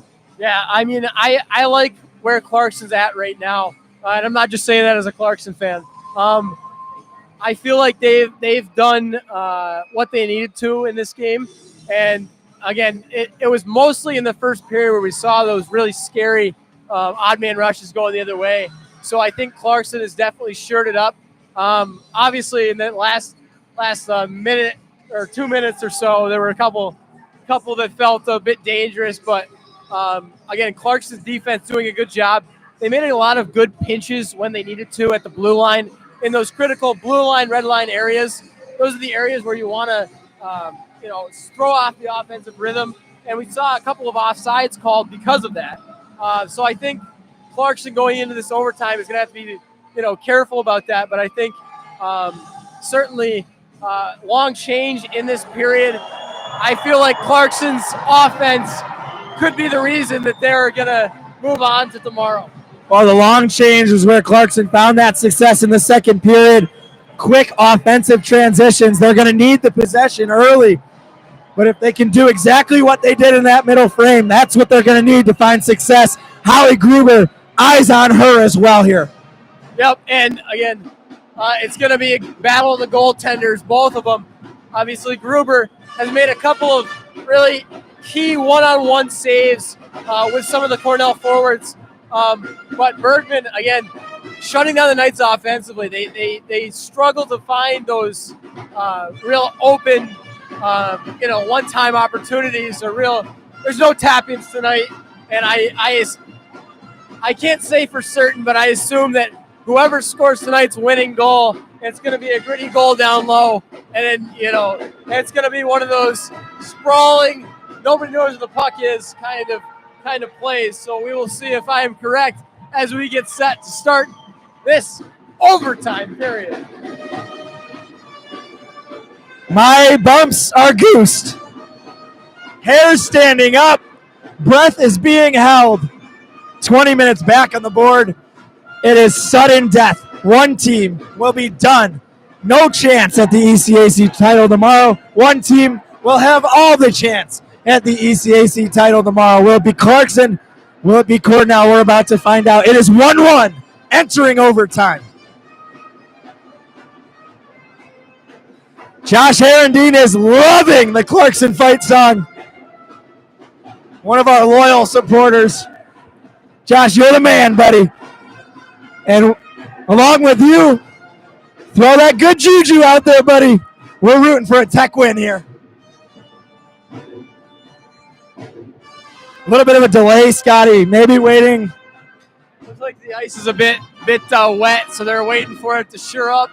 You don't want, if you're the Golden Knights here, you don't want something crazy to happen where, a puck like stalls on you and just stops where it is because of some puddle. And certainly not if you're Cornell either, but a bit more on the line for the Knights. So they're going to give it a second, let the ice freeze up. I'm sure if you're a player on the bench, this is probably the worst, 2 minutes of waiting of your career right now. Always difficult in these playoff situations. Overtime periods are always exciting, and building that up and, building up that intensity is something else. You were a overtime victor, a sectional champion with Canton. They just won with your brother behind the helm as well, Scotty. Remember back on the emotions here. What are the Knights trying to feel? Well, they're trying to feel as little as possible, honestly. I mean, you can't think, you just gotta do in the overtimes. It's just gonna be a battle of instincts at this point. I mean, 3 periods of hockey is enough for a normal game, but not tonight. And if you're a player on the ice, you're just trying to keep your head calm. Obviously, this dull time right now is not conducive to that mindset. So I'm sure heart rates are much over, 150 beats per minute. Mine certainly is right now, I'll tell you that.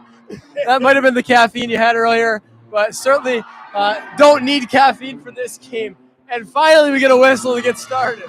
Here we go. Overtime in the ECAC semis head-to-head. Van Gelder and Hicks. Big Red win the draw. Back in her own end. Here's Gosling across. The crowd is buzzing. You got to think here, Scotty. It's either going to be one of those where it comes in the first 2 minutes, or it's going to be that one that comes 2 hours from now. Walking it in. Across for Catterall. A wide open net that she had. Couldn't get the shot off. It was Churkowski on the entry. 30 seconds gone. Knights are pressuring hard.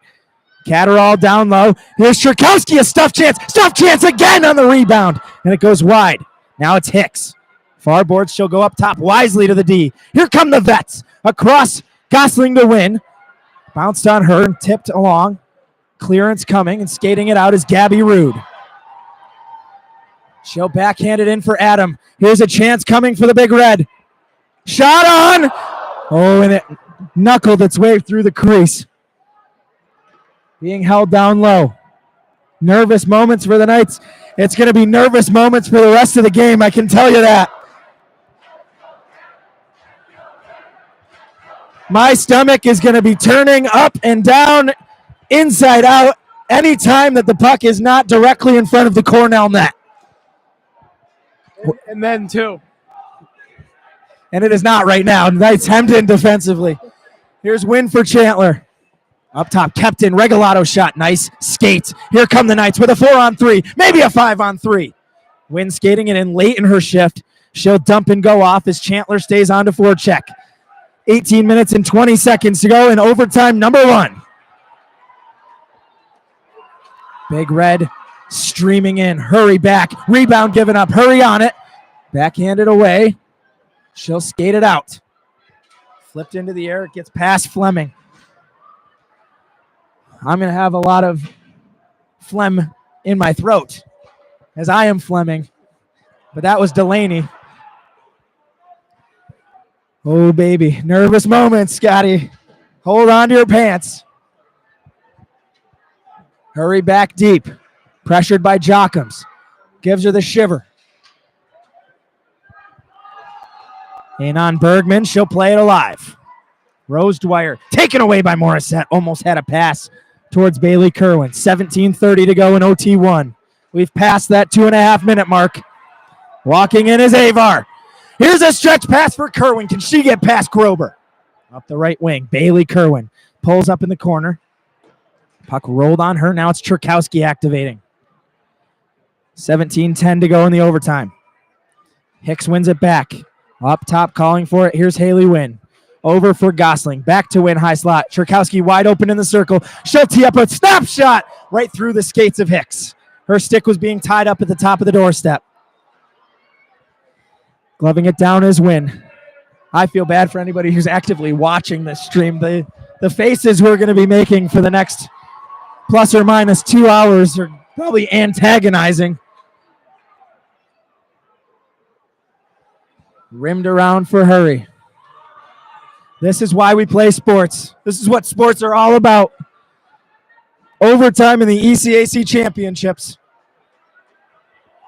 Here's Regalado dancing through. Now Rude. Her shot right off Regalado. Brought down in skates. Knights are hacking at it. It's loose on the near side of the Knights net. And Hurry will skate it out. 16 minutes and 10 seconds now in the overtime. Knights are changing. Here's Gaffredo fresh on the ice. Swings it in deep. Lets the rest of her pals come and join. Up off the glass. Bounced in. Gosling taken away by Kerwin. Nice play to clear the pressure from Adam. Inside 16 to go. 4 minutes gone in overtime. The next goal ends the game. Whether that comes on this rush by Cornell or whether that comes in 3 hours in 6 or 7 overtime periods.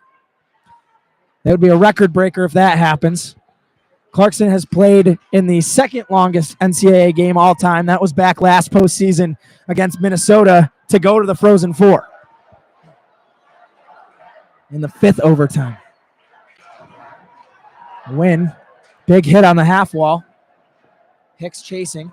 She'll free it forward. She takes a big hit. Now out is Cherkowski. Catterall with her, trying to dance around Rory Gilday. Gets the puck in the right corner. Played on for Catterall. 5 minutes down in overtime. Jumping was fast. They get around her. Here comes Adam. She toe drags, and it goes just over the crossbar. Just enough of a shoulder by Holly Gruber.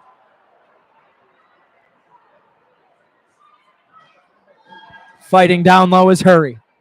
Away with it comes Chan. Chan shot tipped just wide by Jockums. Gruber had no chance to see it. Chan keeps it in from the circle. Her shot up into the netting. Oh, we can breathe, Scotty. We can breathe, buddy. Yeah, it is one of those games. Again, probably some atrocious faces in the booth cam. I really hope that nobody has the ability to screenshot anything that's going on there, because it is feeling like one of those games where you don't know if it's this one, the next one, or the one 15 times from now. This one played out. Sticked away by Gruber. Here's Gosling.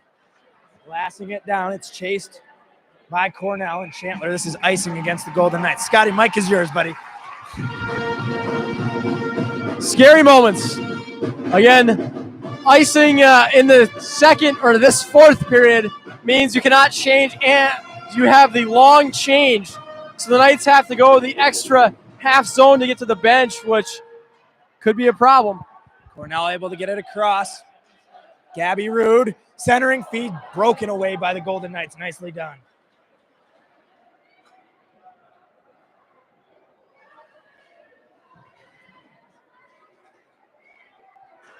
Shout out my dogs from Louisville. Keegan telling me to stop eating the microphone.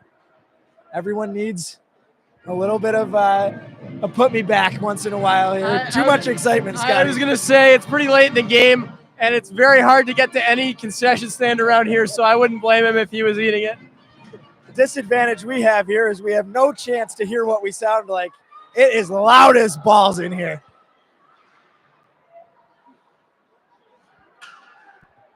Cross ice feed. Prefontaine just missed it. Now misplayed it. Comes back out to the neutral zone.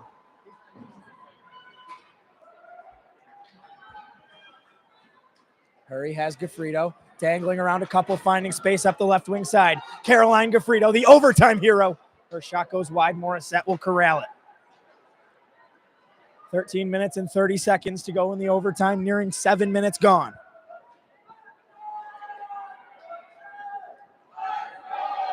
Shots are 35-27 in favor of the Golden Knights right now. Gaffredo trying to hold it right wing side, one-on-one against Grober. It's been consistent as the Knights have gone for the change. We've seen that a couple times where they've softly played it to that left corner there, Scotty, and just nothing going. This is icing against Cornell.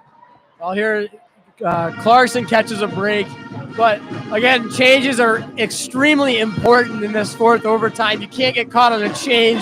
That's not how you want to lose this game. So the Knights being extra cautious, and certainly after that, nearly too many players called in the first period have been very cautious on changes. Knights in the offensive zone. Cherkowski gets it along the near boards. Tough to see in that left corner where Hicks fights for it. Now nice pass. Has Hicks. Stop chance. Rebound. Carroll. Oh, it goes wide. I thought that was it. Here's Wynn now towards the net. Tipped on. And a save by Bergman activates the crowd. Well, you can hear you can see the Cornell Cornell student section bowing down to Bergman and net.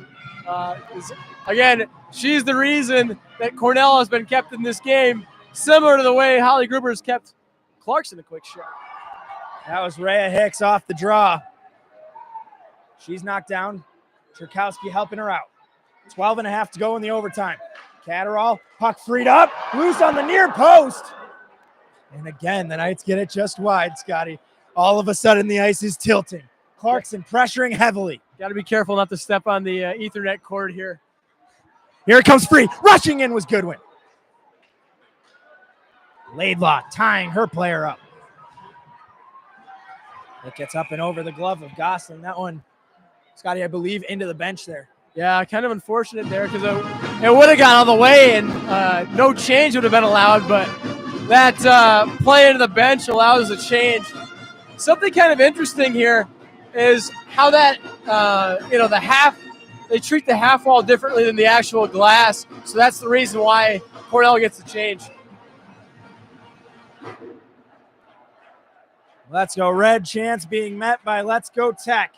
Knights pressuring again. Off the draw, tied up in the left wing corner. Down to 12 minutes to go in the first overtime.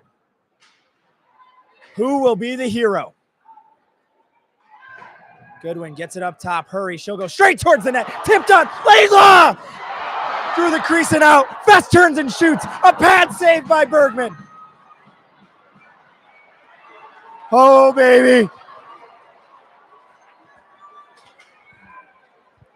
I tell you, my deodorant is running out right now. The smell of stress sweat is about to fumigate the press box next to you, Scotty. Unbelievable chances by the Golden Knights. Well, again, credit the Cornell defense. There are a couple of goal line saves from them that kept the Golden Knights from finding the back of the net right there. Cornell wins the draw, chasing is Cherkowski. The Knights look like they've got a little bit better of the push right now. Legs so important, being able to roll lines. Comes out to the blue line.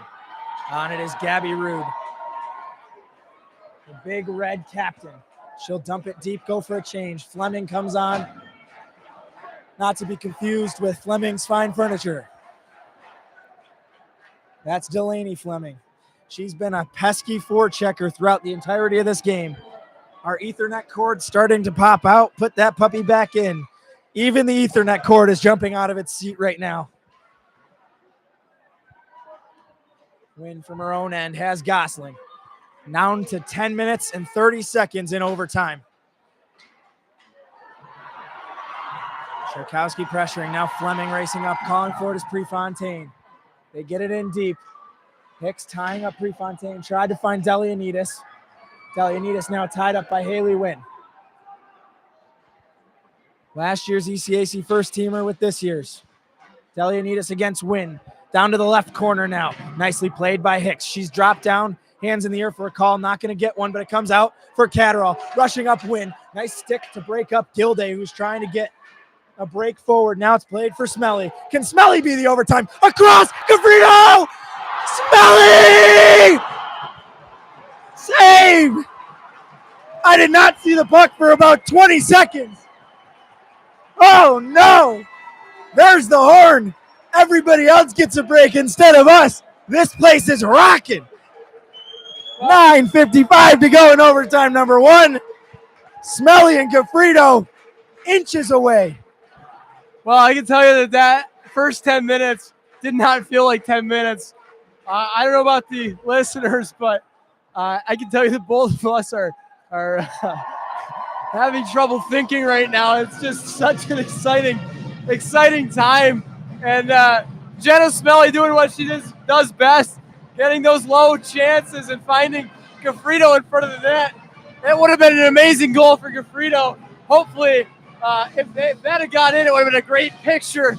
She ended up diving like Bobby Orr, doing the Superman past the goal, and then Smelly getting in there quickly afterward, trying to find any kind of rebound. But Bergman, no such luck with her tonight.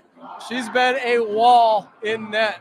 Well, just as we talked about at the start of the overtime period, it's the long defensive change, which typically is a nightmare for teams. But for Clarkson in the second, it played to their advantage.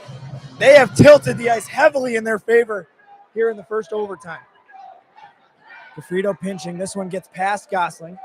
Brings it down with a stick and rims it right back in from the center line. Smelly rushing fast. Out come the big red. Avi Adam charging the crease. Gosling is with her and right into the glove. Cornell has scored, but instead of the puck, it's Avi Adam in the back of the net right now. Yep, and we see those, those plays in front of the net, those tempers showing in Nicole Gosling, giving her a little shove and helping her into the back of the net.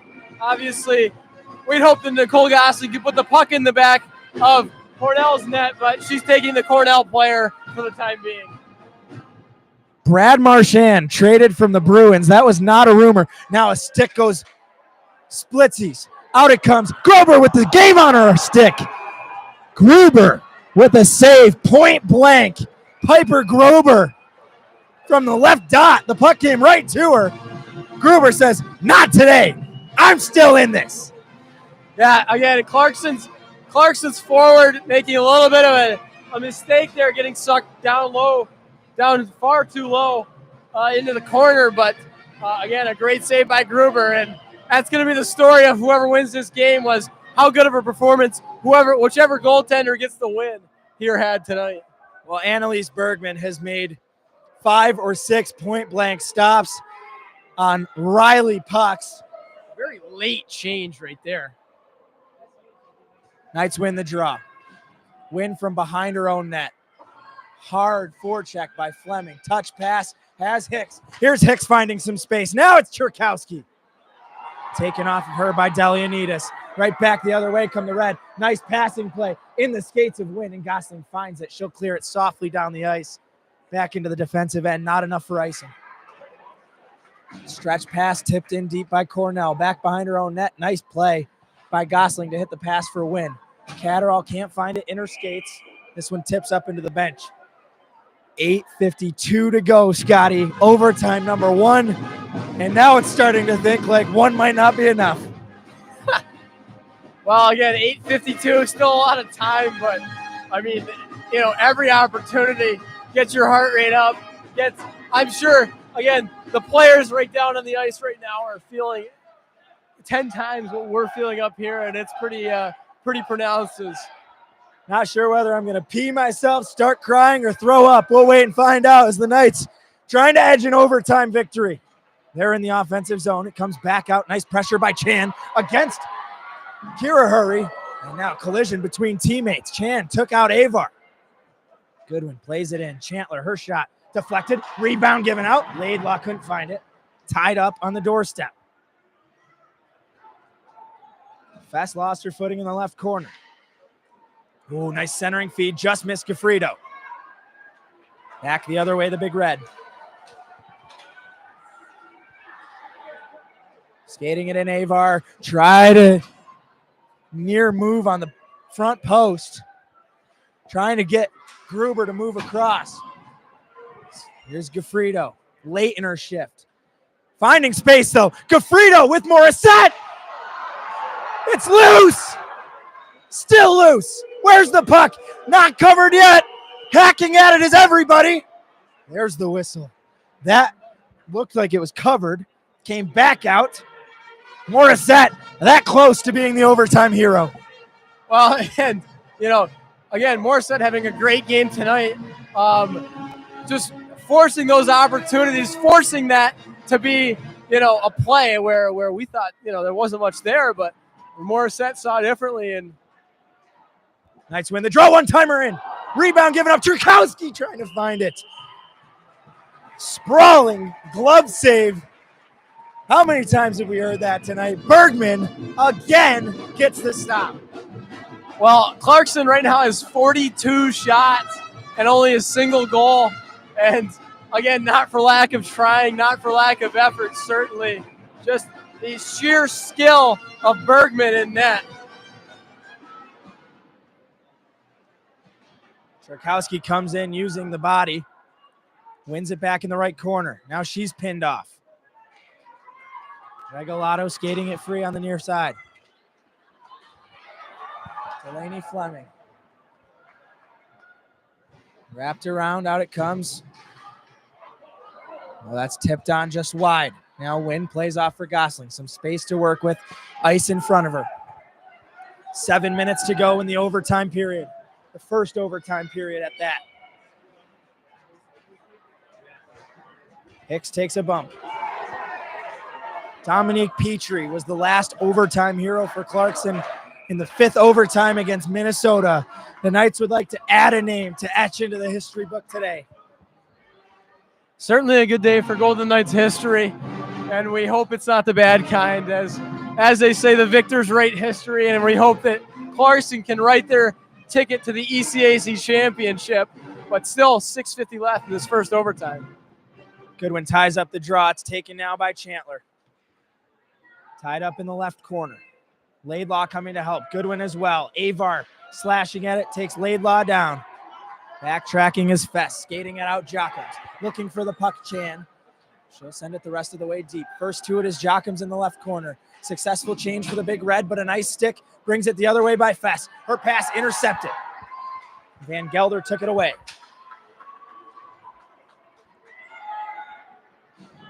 6 minutes and 15 seconds to go. Big Red pressing now. Gabby Rude against Kira Hurry. Adam up top. Gilday, her shot. Rebound. It's located by Laidlaw. Unable to glass it out. Gilday to a knee. Keeps it in for now. Chandler helps it the rest of the way. Ooh, boy. 5 minutes and 57 seconds of overtime. Here it comes. Bouncing puck. Backdoor for Van Gelder. Couldn't locate it. Knights are late in a change. Chandler couldn't get all of that. Now skating it in Dwyer. Trying to find a big bounce for herself. Off Bess. Closing the post was Gruber. Here's Jenna Smelly. Takes the shiver shake from Prefontaine. All of a sudden, it's the Big Red heavily. Sliding down was Hurry. Big hit into the end wall. Fleming, Dwyer turning towards the net. Blocked. Gaffredo now uses the body. Caroline Gaffredo lost it to Prefontaine in the left corner. Just about 5 minutes to go in overtime now. Oh, man. The fans trying to urge their teams both ways. Puck comes to Hurry. Couldn't clear it. Prefontaine a shot. Save made by Gruber. That is a big-time stop as the Knights need that change.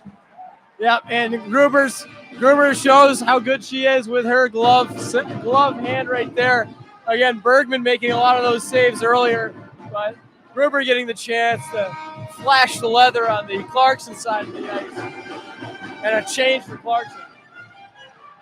Big Red win it. Regalado on the blue line. Off the stick of Cherkowski, up and out. Knights are fine with that. Any puck that's not near the net is fine. Again, at this point in the game, every time the puck gets within, 40 feet of the net, you're already on high alert. And every time there's a shot, you go into double high alert. And it's... Hicks wins the draw. Cherkowski skating it free. Past the red line now, past Regalado. Cherkowski to the end wall, freed up for Hicks. She takes a bump. Regalado can clear a lot of space. Glove down Gosselin. Skated away. Here's Adam. 3-on-1 for the Big Red. Adam defended well by Catterall, and even better that she didn't take a penalty on that. Out to the blue line. Across, Chan all alone. Her shot up and over. Knights in rears right now. 4 minutes and 10 seconds to go. Tied up by Wynn. Throw out your Hail Marys if you're a Knights fan. Chan, cross ice to the left point. Dwyer's shot blocked in front. Cherkowski trying to find push forward. That's going to be iced.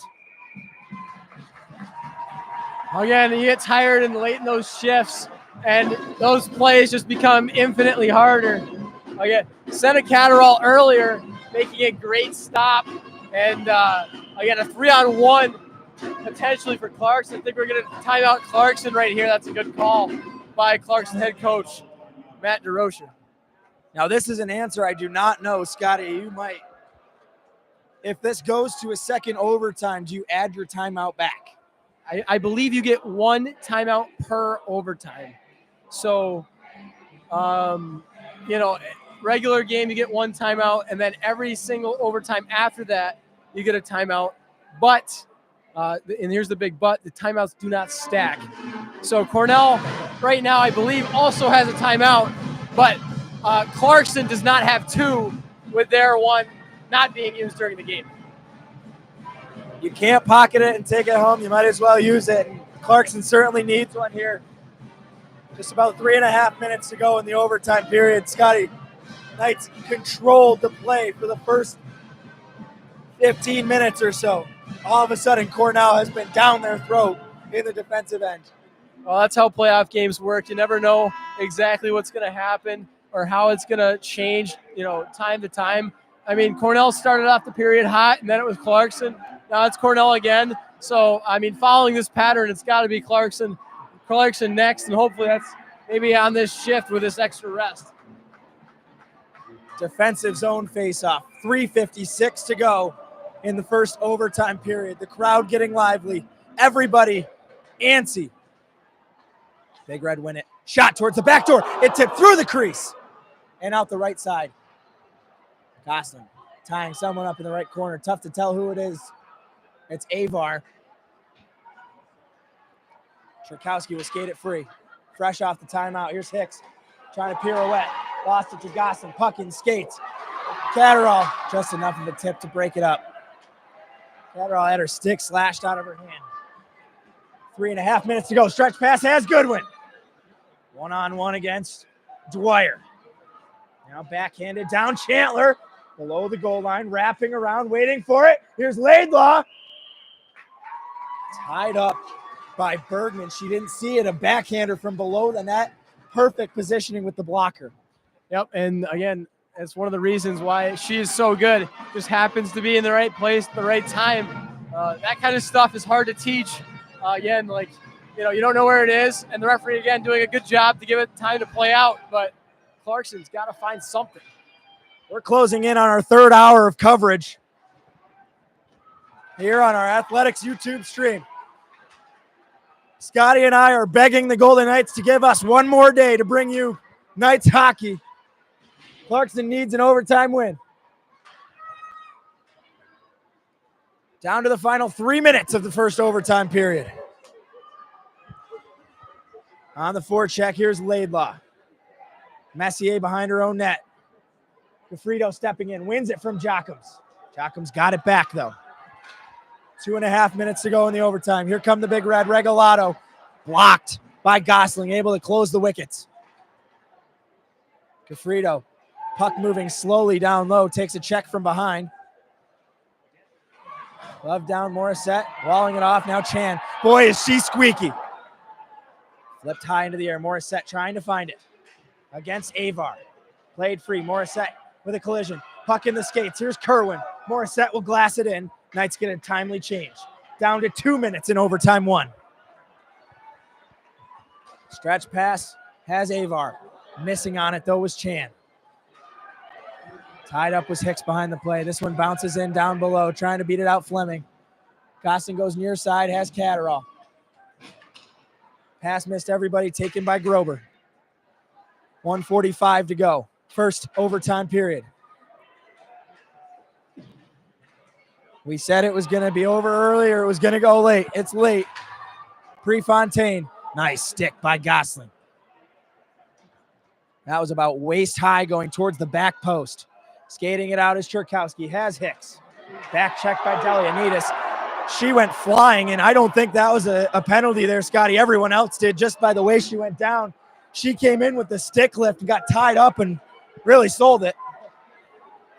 And I don't think it was an intentional sell. I think that was the momentum taking her down there, but not a dirty play by Hicks. 1 minute to go in the overtime period. 1 minute remaining in the overtime. Beat him to it. Knights offensive pressure now. Winning it back down low. Here's Chandler. Puck being tied up on the end of the goal. Again, Chandler fighting 1-on-2. Goodwin comes in to help. Calling for it is Laidlaw on the slot. She turns and shoots. Brought down, never got there. Blast out. Fest keeps it. Fest keeps it again. Chandler pressured off it. Puck bounced on Hurry. Skating back is Adam. Hurry trying to get there first. Now skates it away. Can Gafrito work forward? Time winding down. 15 seconds in overtime.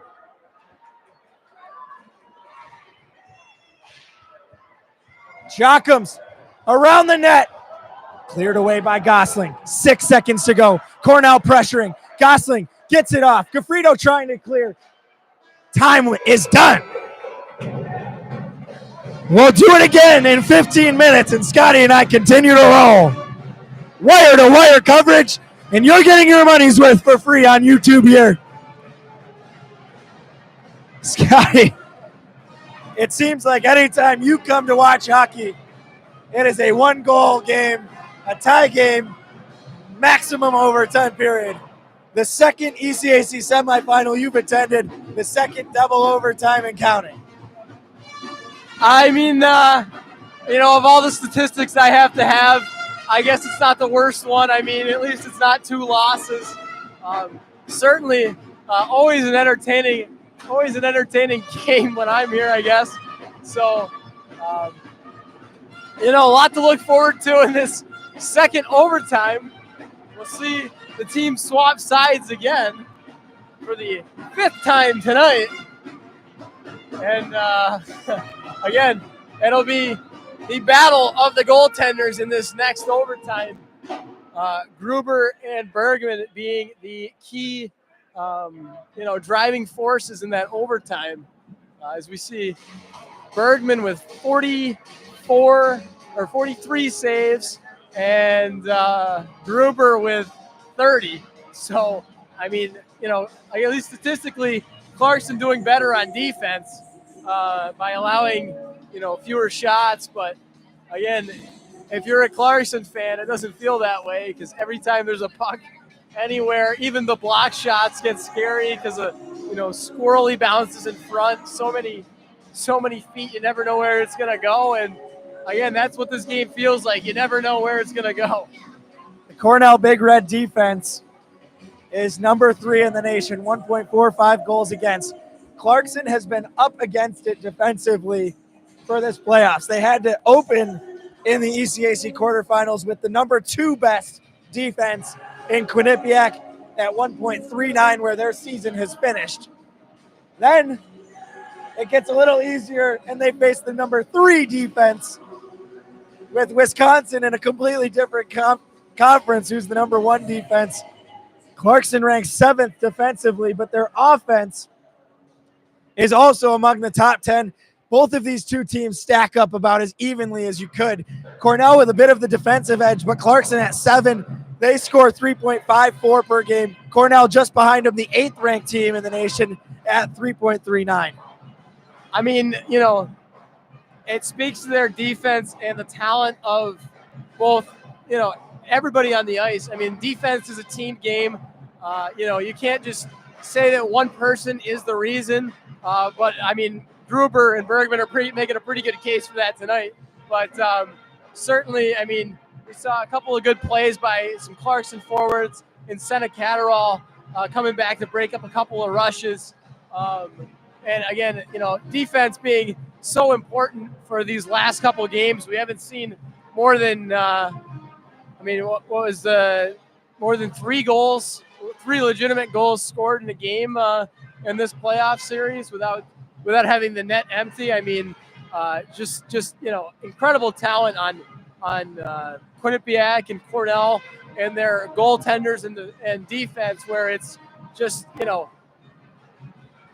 you almost want it to be less defensive because you want to see some action. And I'm sure some people would argue that a lot of goals in a game is exciting, but I would have to counter argue that this is one of the most exciting games I've watched in my 3 years at Clarkson University. So again, it's the defense that wins championships, and both these teams battling for the chance at an ECAC championship tomorrow. And again, it's hard to tell what team is gonna come out of that locker room firing on all cylinders for this 5th period of play. Well, I can assure you, I cannot handle any more offensive chances if they're coming the way of the Big Red. I might drop down to a heart attack here in the middle of overtime 5. That would be a whole scene. We'd have to the microphone would go flying. You'd have to take over play-by-play duties while trying to do CPR. Hopefully that doesn't happen.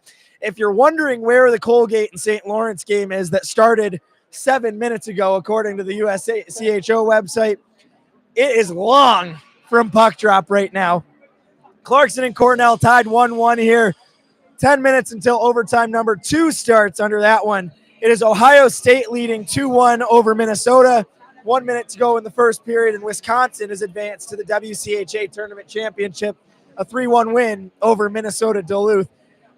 That has to be agonizing down on the other side for both Colgate and St. Lawrence, sitting here just waiting and wondering. Like, Scotty, I'm sure you've been in plenty of these in like youth tournaments and stuff like that. You got to wait. When do you start your warm-up? I'm sure they already started their warm-up at some capacity. Now you wait. You got to go back, probably start again, continue to be in that odd phase between warming up, not getting tight, not cramping, making sure your pregame meal doesn't wear off because they ate that 4 hours ago now, and trying to keep hydrated, keep keep all the nutritional value up, kind of the same as both of these teams are doing while they're on the ice, trying to make sure nobody crashes out. Yeah, I mean, from those youth tournaments, obviously, usually there's not unlimited overtime, which is nice because that can get a little bit unfun, especially for the referees, depending on how good the teams are in youth hockey.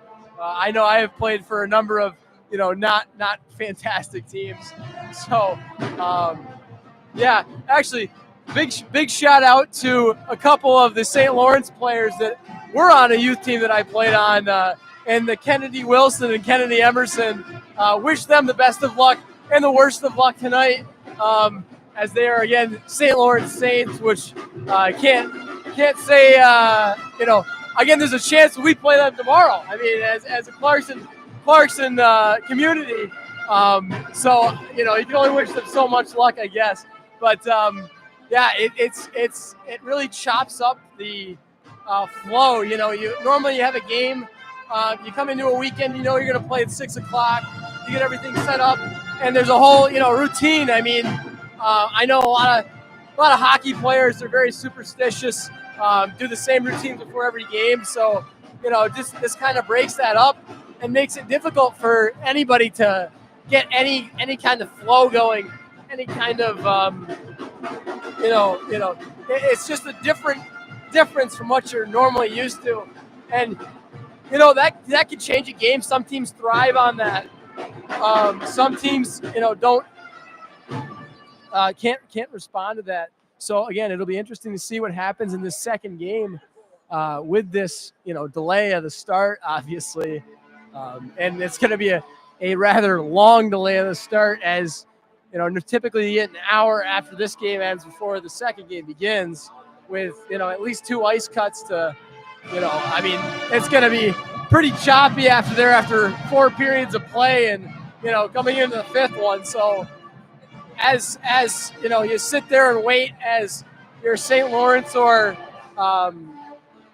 Colgate on the sidelines, you watch this game and see again, it's just hard to get that rhythm going for the later game. And again, tomorrow it's going to be an entirely different story, because who knows, again, maybe that later game goes into this kind of overtime situation too, and then it'll definitely be whoever wins this game right now with the huge competitive advantage coming into tomorrow. But again, there's so much we don't know right now, because we just can't seem to get this game to end. I mean, it just keeps going, and if you're a hockey fan, obviously, You're welcome. yeah, you can say thank you to the Clarkson Golden Knights and Cornell Big Red for their performance thus far and performance in the next period of play. But again, I'm trying to eat up as much time to save Casey's voice. He might not function well tomorrow, so trying to kill as much time as possible. Well, I'm going to have to invite a new guest into the booth tomorrow, and my main man Rufus is going to be playing Scotty Alfeld. That's the stuffed animal I brought along to take Scotty's perch tomorrow if we get to that point. You got to think, if it ends up being a St. Lawrence Clarkson Route 11 rivalry, that's probably the ECAC's dream for the purpose of crowds and traveling. But the longer this goes, boy, oh boy, is it going to get loud in here. You've got the Cornell St. Lawrence fans starting to file in. We already have over 2,000 in attendance for today to start at that point. And it has not disappointed one bit for the Clarkson purpose. The later this game goes, again, Scotty talked about how much that could possibly throw off one of those other teams.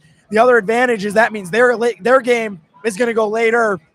Clarkson has the benefit, or Cornell, Clarkson has the benefit of, the longer rest. If they got the early game here, the dream scenario would be this game goes late, a late start for Colgate and St. Lawrence, and then that game goes later. A 2-3 overtime show for them, and the short turnaround would be vicious.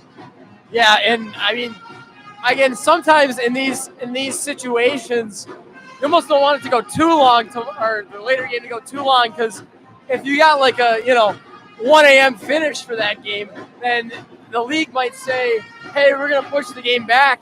Well, they can't. No. The Cornell men are playing their playoff game at 7 p.m. here. So the ECAC's in a tight spot there. Well, again, hard to say what's going to happen.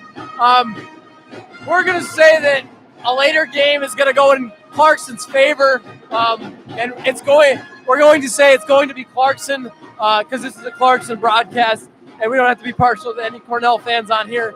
So it's going to be Cornell or Clarkson getting the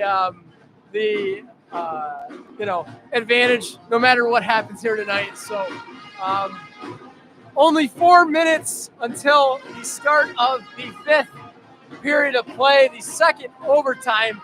Again, we will play as many as it takes to finish this game. And I don't know, at the pace we're going, plenty of chances both ways. You can't point to one and say that one was, if we score that one, this game ends. I don't think there's been any one of those, 1-0 with a goalie kind of situations. It's been a story of defense and the talents of both the, number 3 in Cornell, number 7 in Clarkson defenses in the nation, and their ability to continue to play. And again, we start to get settled in here with the Clarkson pep band, keeping the energy up in the building. I mean, I can't imagine that anybody in this building is gonna sleep poorly tonight. Maybe if the adrenaline doesn't wear off by your bedtime. I think that's where I'm trending. I'm not going to be getting to sleep until at least 3 a.m. at this rate. We've seen an exponential amount of growth in our following right now, and it's hard not to be excited. 3 minutes until puck drop in the second overtime, Scotty. What do you want to see from this Clarkson side now back to that short change defensively? Well, I mean, you could really analyze and go into depth about what I want to see, but I mean, overall, what I want to see is a goal. I feel like a goal is going to be pretty crucial to Clarkson's ability to win this game. I'll quote Tom Pinkerton, the longtime Clarkson announcer, and the next goal is going to be the winner of this game. So we'll see. Trying to rile up my Instagram follower here. Hop on the YouTube. Yep, we'll see if Mr. Pinkerton's prediction is true, and I have a feeling it will be because statistically speaking, the team that scores first in overtime is the winner of the game. I know he'll enjoy that little quote right there. And statistically speaking, we've only got 2 minutes till this 5th period of play. The referees, I'm sure, are getting tired at this point. They want whatever team will win to score as soon as possible. Of course, they don't get paid any extra for being here all this time. So big thank you to tonight's referees in Scott Prim, Zach Dupree, and then the linesmen and Jenny Cameron Ward and Sarah Buckner. Great game for them tonight. They've shown a tremendous amount of tenacity and keeping this game flowing, even in this long game. Again, it's about to get even longer, and the length will depend on this next period right here and the ability of either team to score a goal. And the length will also determine the ability of Casey Ditzel to speak tomorrow. He is already starting to lose his voice, and that might be the only thing that might be lost in Liner Rink here tonight. Again, the loser of this game does not get the chance to play in the ECAC championship, and the winner, which is going to be Clarkson, will. Well, 2 things that Mr. Tom Pinkerton can guarantee, or the statistics that Mr. Pinkerton likes would implement. Whoever scores first is going to have a likely percentage to advance to tomorrow's ECAC championship. And who scores first will probably have a better chance at winning said ECAC championship than the loser. We'll wait and see. The teams are out on the ice. Second overtime between Clarkson and Cornell. We're knotted at 1-1. There hasn't been a goal in nearly a game. Rhea Hicks scored to tie the game at the 5:55 mark of the second period. We've been knotted since then. Both Annalise Bergman and Holly Gruber have stood on their heads. And it's time to go again. Who will the overtime hero be? Will it be in this period? We're about to find out. We're back underway in Liner Rink. Knights control the draw. Played forward for Cherkowski. Tech fans rallying their side on to start it. Hicks flips it up and forward. Gosling holds the point, sends one wide of the net of Bergman. 20 seconds gone and the first chance to rush for Cornell. Taking it is Delianitas. She collides with Rhea Hicks, but it's kept alive and swung around by Delaney Fleming. Wynn takes a collision on the near boards. Away for Catterall. Has to act fast. Now it's brought down. Nice stick by Cherkowski. She'll gain the red and dump it deep. Fresh five coming for the Golden Knights. Now it's Laidlaw. Puck flipped up. Gabby Rue dangles, but Wynn able to get back. She got right around Fest there. Wynn nicely done to help out her D partner. Dancing in, Laidlaw kept alive by Chandler. Laidlaw knocked down Chandler on the puck. Here she comes. Pulls up on the half wall, knocked down by Gilday. Applause by the Big Red fans. Nicely done by Goodwin on the back check. Off the glove. This might work in Clarkson's favor. Calling for it is Wynn. The shot by Chandler, blocked by a stick. Chandler keeps it alive as she falls to the ice. Now it's Chan squiggling her way towards the neutral zone. Boy, is she slimy there, Scotty. We've seen some slick mitts by Katie Chan. Yep, and again, every advantage you can get right now is super important. So the ability to control those high pucks, which we're going to see a lot of in this period, is again ever more important as we go further and further into this never-ending game. Here comes Morissette up the left wing. She'll rip a shot off the mask of Bergman. I was trying to jinx it there, Casey. You know something about doing that. Oh, hey. Taking side strays like it's nobody's business right now. Well, Annalise Bergman is certainly the better of the two goaltenders. She is the ECAC goaltender of the year, and it is going to be tough to get one past her in the second overtime frame. The Knights flip this one out, chased back by Regalado. Here's Messier backtracking, Catterall shadowing on her. To answer Josh's question there, we were told the attendance is upwards and above 2,000 for today's game. And as he mentions, looks very well attended, is very well attended. Rushing the other way, here comes Fleming. She'll pull up towards the crease dangerously. Just missed Van Gelder. Scotty, I'm holding on for dear life right now, buddy. I am nervous as heck. 17 to go in overtime number 2. Both teams trading odd man rushes. Now it's the Knights' turn. Here comes Laidlaw, held up on the blue line. This puck goes up and over Chandler. She brings it down. Avi Adams stood up. It was the stick of Laidlaw. Right back comes Rose Dwyer, trying to get around Wynn. The shot stopped by Holly Gruber, and we can take a breath for now. 16:48 to go in the second overtime. Yeah, you gotta catch your breath when you can, and every single one of these stops is a chance to catch your breath. And again, every single one of these stops gives Clarkson and Cornell an extra second to catch their breath as well. Obviously, you know, however out of breath we are up here, down there it's about 50 times worse as they're doing a lot more moving than we are. Knights rushing forward. It's Gosling nearly turned it over. Smelly able to backhand it, but it's up into the bench. And again, Clarkson just making the safe play right now, which is fine by me. Again, it saves. Game is taking years off of each of our lives in the excitement that is generated whenever there's a puck near a net either side. So again, we hope that it stays in the. It's Wynn back in her own end. She's pressured by Delianitas. Gets it off. Stuff chance. Hicks has it taken away. Calling for it was Fleming. They go up top.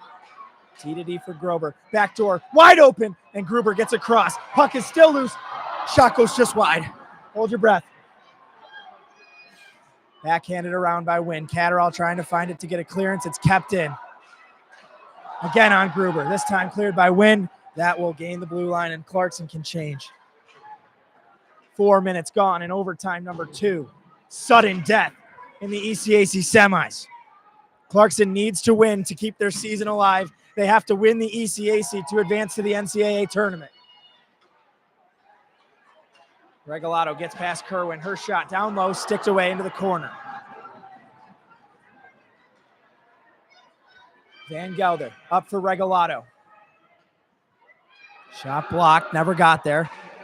Regalado, a shot off the shoulder of Gruber.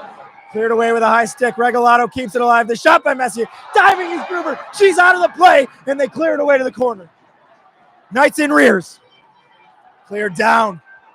Will it go for icing? It's just about on net. Messier, the first back, and icing is waved off. Scary moments there as a Knights fan. We're going to hope that we can get a change of possession here and have it start going the other way. Scotty, I might wet myself before this one's over. Toe dragging a shot. All over him are the Big Red right now. Clarkson needs to find life. It comes through the slot. Skating it out is Laidlaw. Here come the Knights on a fast break. Offside. You got to think right now, the way Holly Gruber's been able to hold them in, if she can just withstand, maybe one of those chances you just get the odd rush and a shot that can surprise Bergman might be how it has to happen.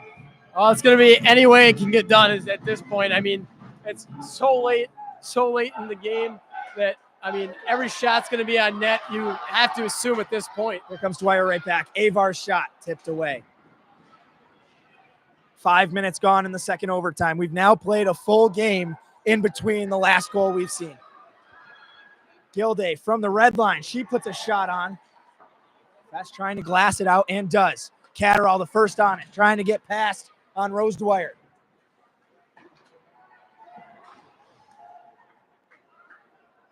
There's Rory Gilday now. Let's go Red chance starting to boom. Win from her left corner. The fans have not been remotely close to disappointed from this game.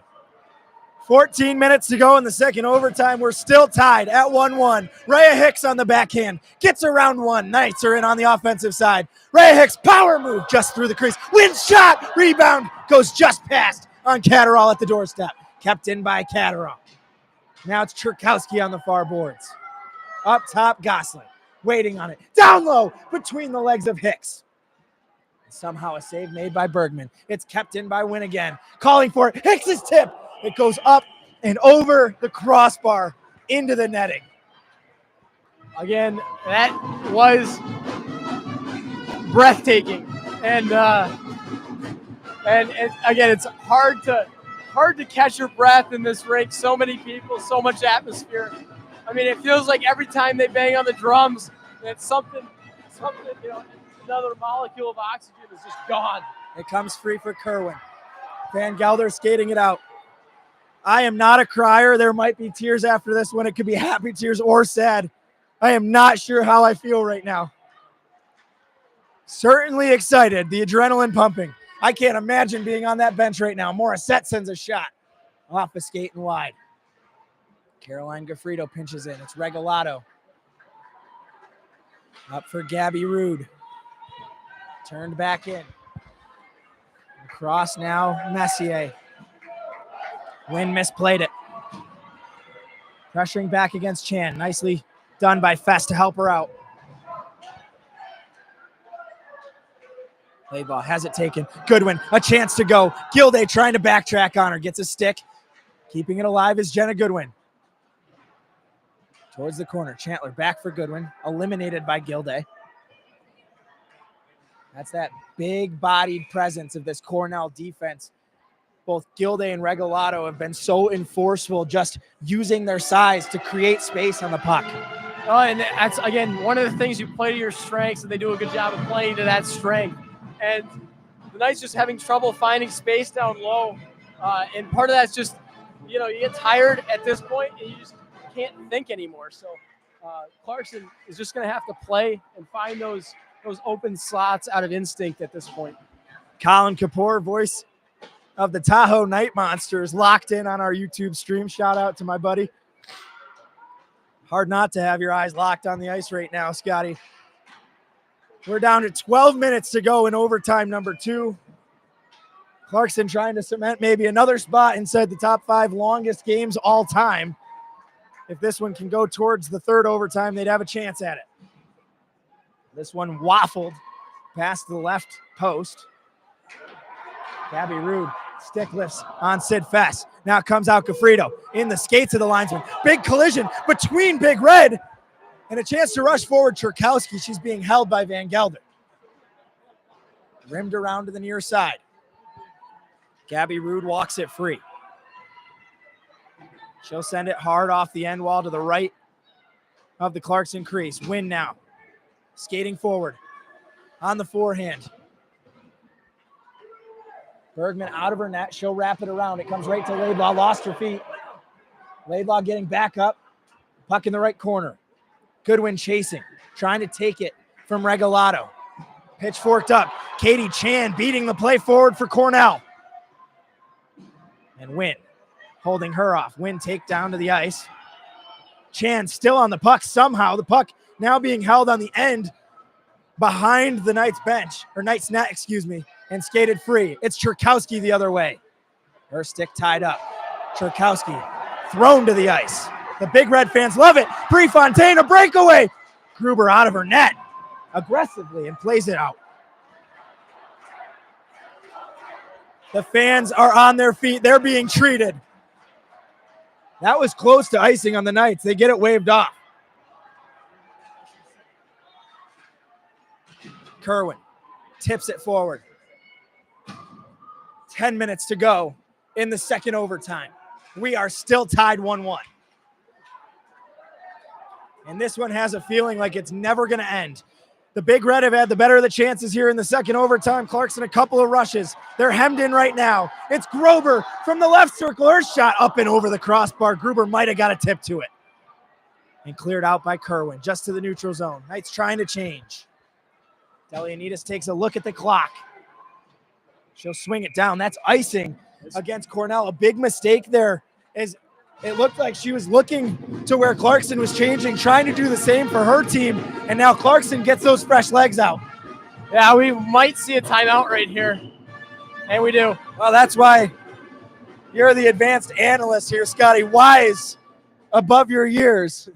Well, again, that's a good timeout call right there, because again, you can't take that chance at this point. Every time there's an opportunity, you have to give your team the best possibility to succeed. Obviously, success is not guaranteed, as we have seen thus far.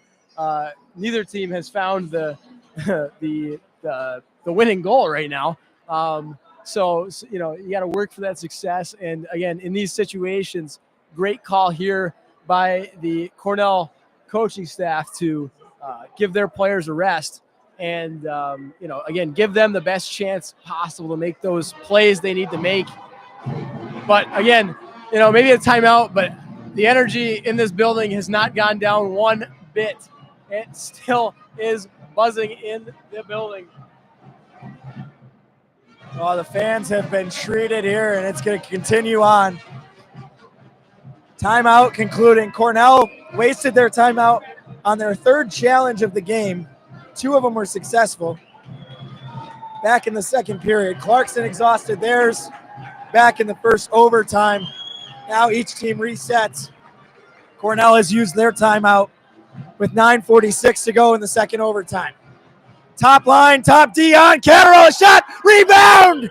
And it's stopped by Bergman as Cherkowski is thrown into the near post. And that's the kind of stuff you expect to see at this point. You can't take any chances. And again, as a former defenseman, I would have just completely tackled her at that point. Don't even let her have a chance. Again, one of the most dangerous scorers in ECAC play in Aaron Cherkowski right there. Cornell wins the draw. They glass it free, and Adams skates it out. Wynn pressured hard. Now gets it across and room to work for Rhea Hicks. Backhanded behind the net. On it is Catterall. Takes a bump from Regalado. Cherkowski blew a tire. Hicks pressuring on Messier. Flipped up, glove down, Catterall. Trying to take it from Gabby Rude. It's Rude the other way. She skates it in. 9 minutes to go in the second overtime. Here's the speedy Jenna Goodwin. Left wing side. Held at. Swinging at the puck. But Delianides right back after him. Goodwin wins it on the back check. Into the neutral zone, tied up. Big Red are onside. Here's Cornell Prefontaine. Kicking it forward was Laidlaw. Goodwin gains the red. She slaps one in deep. Now it's the second line's turn. Tipped by Gaffredo. Here's Kira Hurry, chased back by the ECAC Rookie of the Year, Lindsay Avar.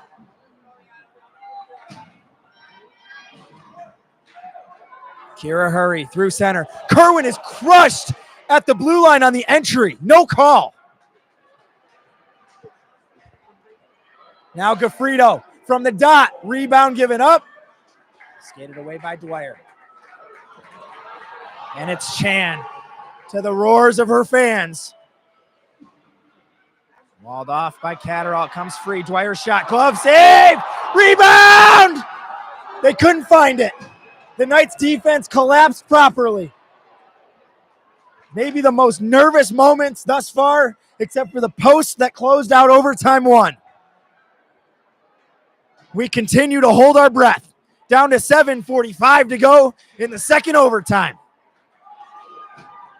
Hannah Schweitzer knows a thing or two about long overtimes. She's trying to root her team on here.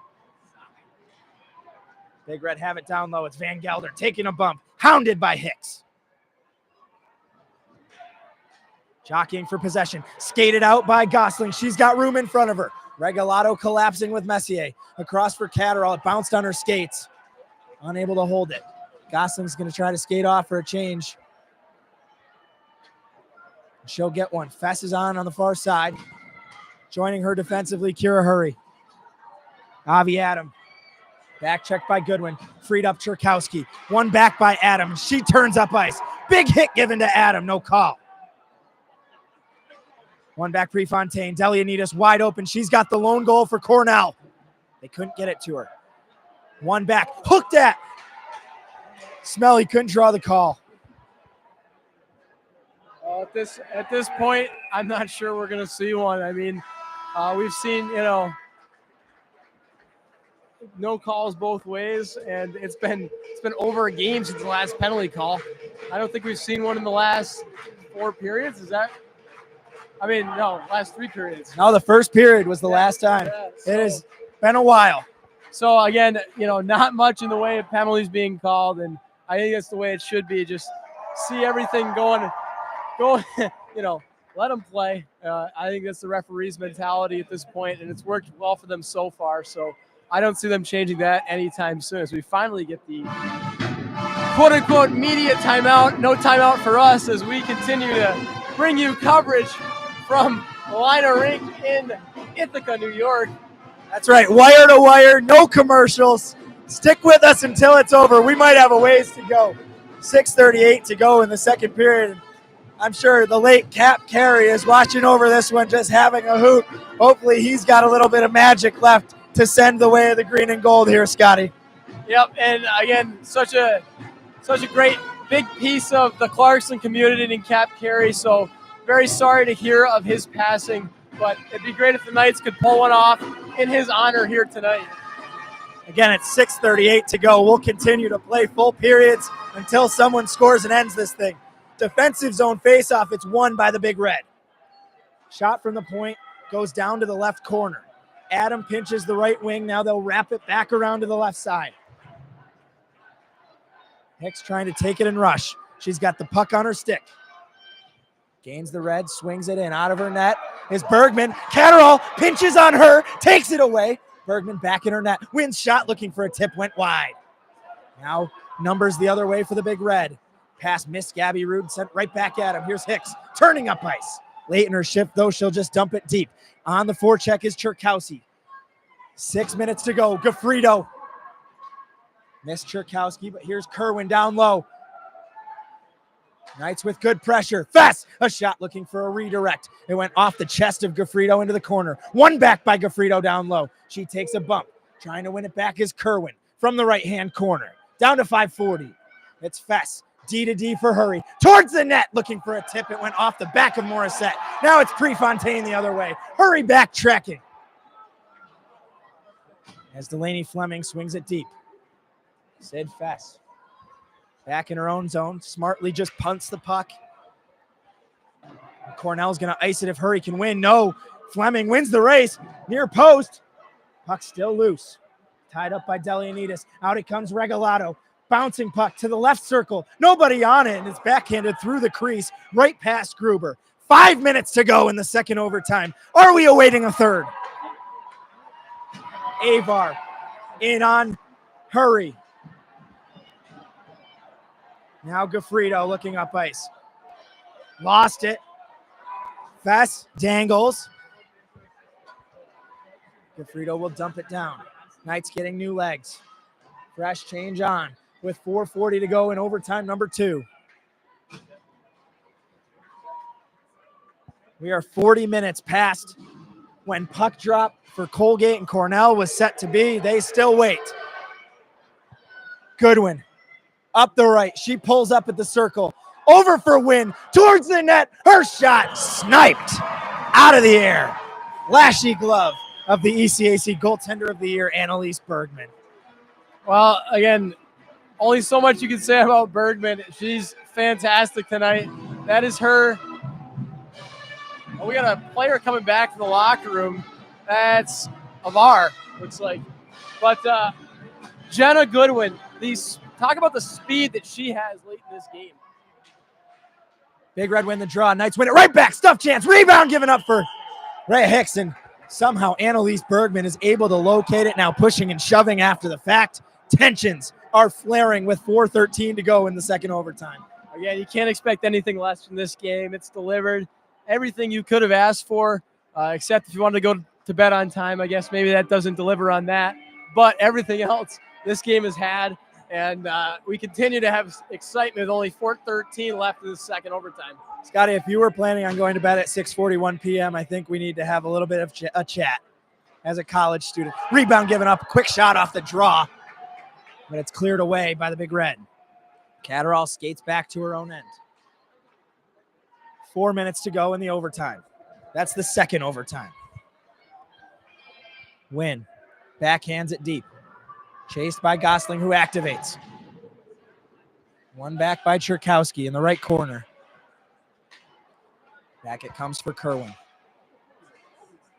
Working hard against Fleming. All over her. But able to get the pass off for Gaffredo. She spins. Knocked down, stays with it. Gaffredo from behind the net. Fast calling for it at the point.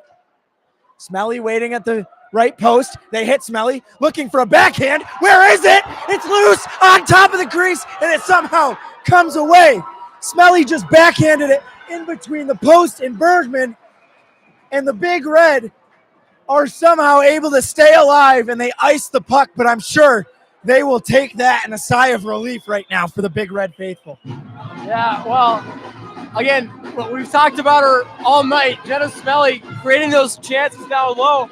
She forced that puck from the near side of the net to a chance in the middle, but again, the Cornell Big Red defense has the answer. One-timer off the draw. Save made by the blocker of Bergman that time. Diving was Goodwin, keeps it alive to the corner. Laidlaw pinching in. Big Red clear and numbers going the other way. Stood up at the center line by Hurry. The Big Reds stick with it, and they'll dump it down and go for a full change, fresh off the icing. 3 minutes to go in overtime number 2. To the left side, Goodwin lost it. Numbers for the Big Red. One back by Goodwin. She'll dump it down. And the Big Red can reset. Changing are the Knights. It's Chan in deep. Chased back by Gosling. Glove down by Wynn. Now Gosling from her own left corner. Tipped free. Chan and Jockums walk it in. Backhanded for Chan at the left circle. Avar calling for it at the top of the crease. They get it up top. Regalado stick. Snapped in half. 4-on-2 for the Knights. Hicks to the left. Missed pass. Now the other way, Chan. Power move to the crease. Wynn knocks her down. No call. Staying with it is Adam. 2 minutes to go in the second overtime. blocked up into the netting. Scotty, that was a 4-on-2. The Knights maybe one too many passes. Could have probably tried to make a move more towards the goal line before dropping it around, and they hit it off their own skates and out, and it results in a rush the other way. Hang on to your seat right now.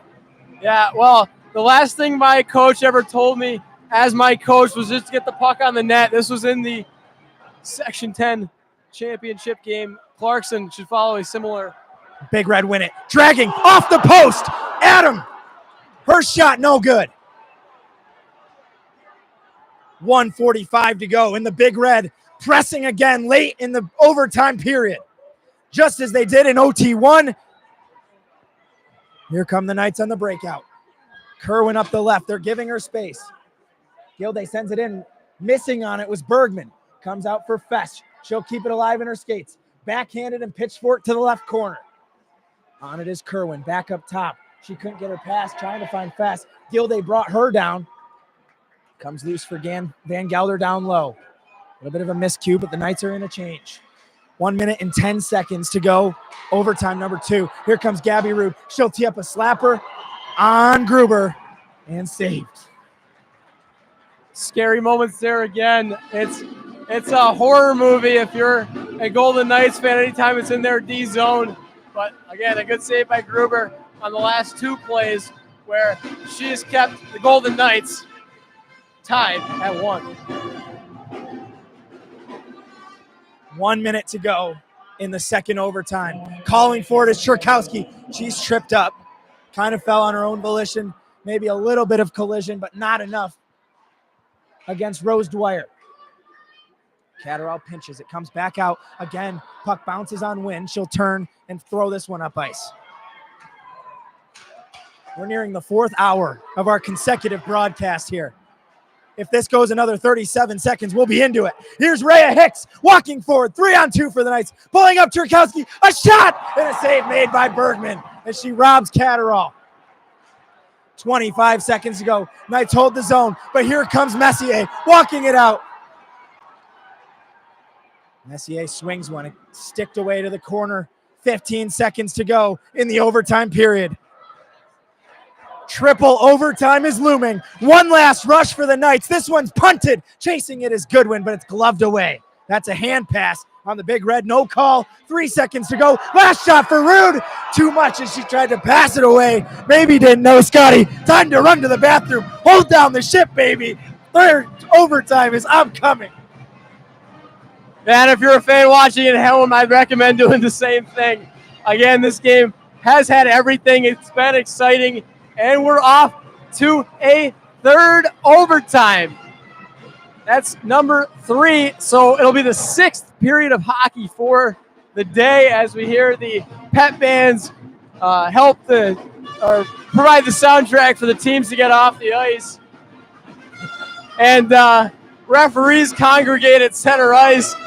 They don't get extra money for doing extra time, and they have not called much. Actually, haven't really called anything in these overtime periods. Just the way it should be, keeping things, exciting and again, not much more you can ask for from this game. Oh boy, something else to come to always be at the Clarkson, finding their way into the overtime periods here. And again, we continue into this 7th period of play as we await Casey Ditzel's return from the bathroom. And I'm sure there's going to be a line here because, again, 6th period of play. Again, just a beast of a game for both teams. Clarkson showing that they have the depth to go the distance and looked very strong, didn't make many mistakes in that last period. Obviously, a couple pucks bounced on him and a couple of unfortunate passes, but that's to be expected. And the biggest thing is that Cornell has not found the back of the net, and neither is Clarkson. That's why we're going into this next overtime as we see Casey Ditzel return and just an otherworldly game for everybody watching as we wait another 13 minutes 45 seconds for the Zamboni to finish up and our 6th period of hockey. Welcome back, Casey, to the broadcast booth. I'm sure, again, your voice is just about shot as it is. And again, when Clarkson scores that all-important goal, we're going to have probably some issues with the microphone. It might start being a little bit choppy in this extra hockey, coming to you live from Liner Rink without breaks, no commercials for us, just coverage straight through. And in this last period here, the posts have become a bit of a magnet, as I don't know if they're magnetizing the pipes for that puck in this overtime, but it seems like the pipe has been Holly Gruber's best friend, as 2 potential goals have been no goals as they hit the pipe and come right back out.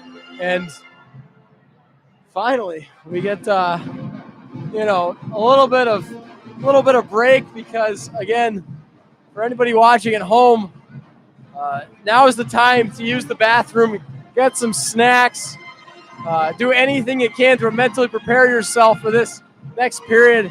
And Casey, what are your thoughts on this extremely long period of, or not period, it's pretty long. It's been a few periods. Yeah. Well, let me tell you, if you paid admission to this event, you have not been disappointed right now. And to the Swan Dog in the chat right there, buddy, there is no stretching going on, only breath holding for that matter. And we're about to approach the 7th inning at this rate.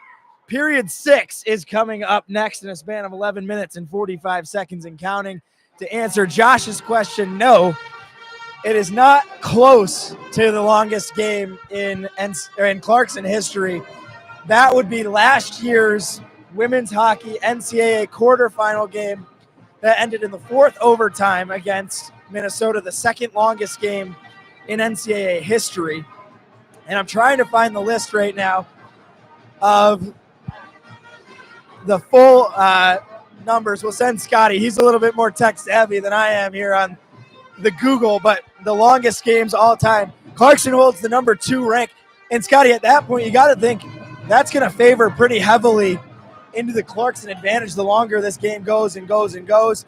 Unfortunately for them, for either side, the winner of this game has to play again tomorrow against a team that likely is not going to have the length of game that we've seen here. Colgate and St. Lawrence are now well over an hour past their slated puck drop. That game was supposed to kick off at 6 o'clock p.m. The entire WCHA playoffs might be concluded by the time their puck drops. As we look around the scoreboard of NCAA women's hockey, this is the lone ECAC game. 2 tournament semifinals in action. It is a 3-1 final. Wisconsin tops Minnesota Duluth. Minnesota, a raging comeback after trailing 2-1 after the first 3 goals in the second period. They lead 4-2. 3 minutes and 57 seconds to go in the second. Does that game finish, or does this game finish first, Scotty? Well, if it's any hope for Casey's ability to speak tomorrow, it'll be this game. But, I mean, 2 overtimes and no end in sight, really. I mean, again, posts have been a big help for the Golden Knights, as they have prevented 2 potential goals from going in the back of the net. But, again, it's just the unpredictability of these overtimes and the ability of teams to get shots on net as they become ever more important. Even if you're just breaking in the zone, why not put it on net? I mean, Bergman and Gruber have seen 100 minute of hockey thus far. So, that cycles into your fatigue. I mean, it's hard to be that aware for that long. So, more of an endurance battle for the goaltending at this point. And so, if Wikipedia is to be believed, I'd say it's just the longest game in NCAA women's hockey history was in February of 2010 when RPI beat Quinnipiac 2-1 in 5 overtimes. So we're not quite there yet, only to the third when the puck drops. But Come on, Jake. just we got some inappropriate stuff in the chat, but Not inappropriate. He said, of course, Jets has to have someone do the math for him. So yeah, we continue to bring you coverage in this long game. You can see the stream is gone for 2 hours and 53 minutes, but this is the second one. The first one went for another hour before that, just about. Well, Colin, to answer your question, last week we had about everything that was usable for keeping the vocal tones on pitch active and eaten. I took down an entire bag of cough drops last Sunday, as well as a hot chocolate and a tea. Did not come prepared today, thinking that this would be your standard game. And of course, we're entering our third overtime period here. 7 minutes and 31 seconds until puck drop on our sixth period of the day. This is a nightmare for the commissioners of the ECAC, and I've been having a pretty good chuckle. They're sitting next to us, and the back and forth trying to figure out what the heck is going to go on with the delayed puck drops, closing in on the earliest they could possibly drop the puck here. We're going to start at 7:02. Say you get a goal on the first shift. The earliest that game is going to start is approximately 8:15. Yeah, so again, a late start there, which again probably plays into, and again, when I say this, I'm assuming Clarkson wins because we have to. Clarkson's success tomorrow because, you get to bed at, 8 p.m. start. You get to bed maybe at 11 if you're, win the game in 2 hours and can get out of here. Again, 11 o'clock to 3 o'clock, it's a pretty quick turnaround for the teams playing tomorrow. So, again, we'll see what happens.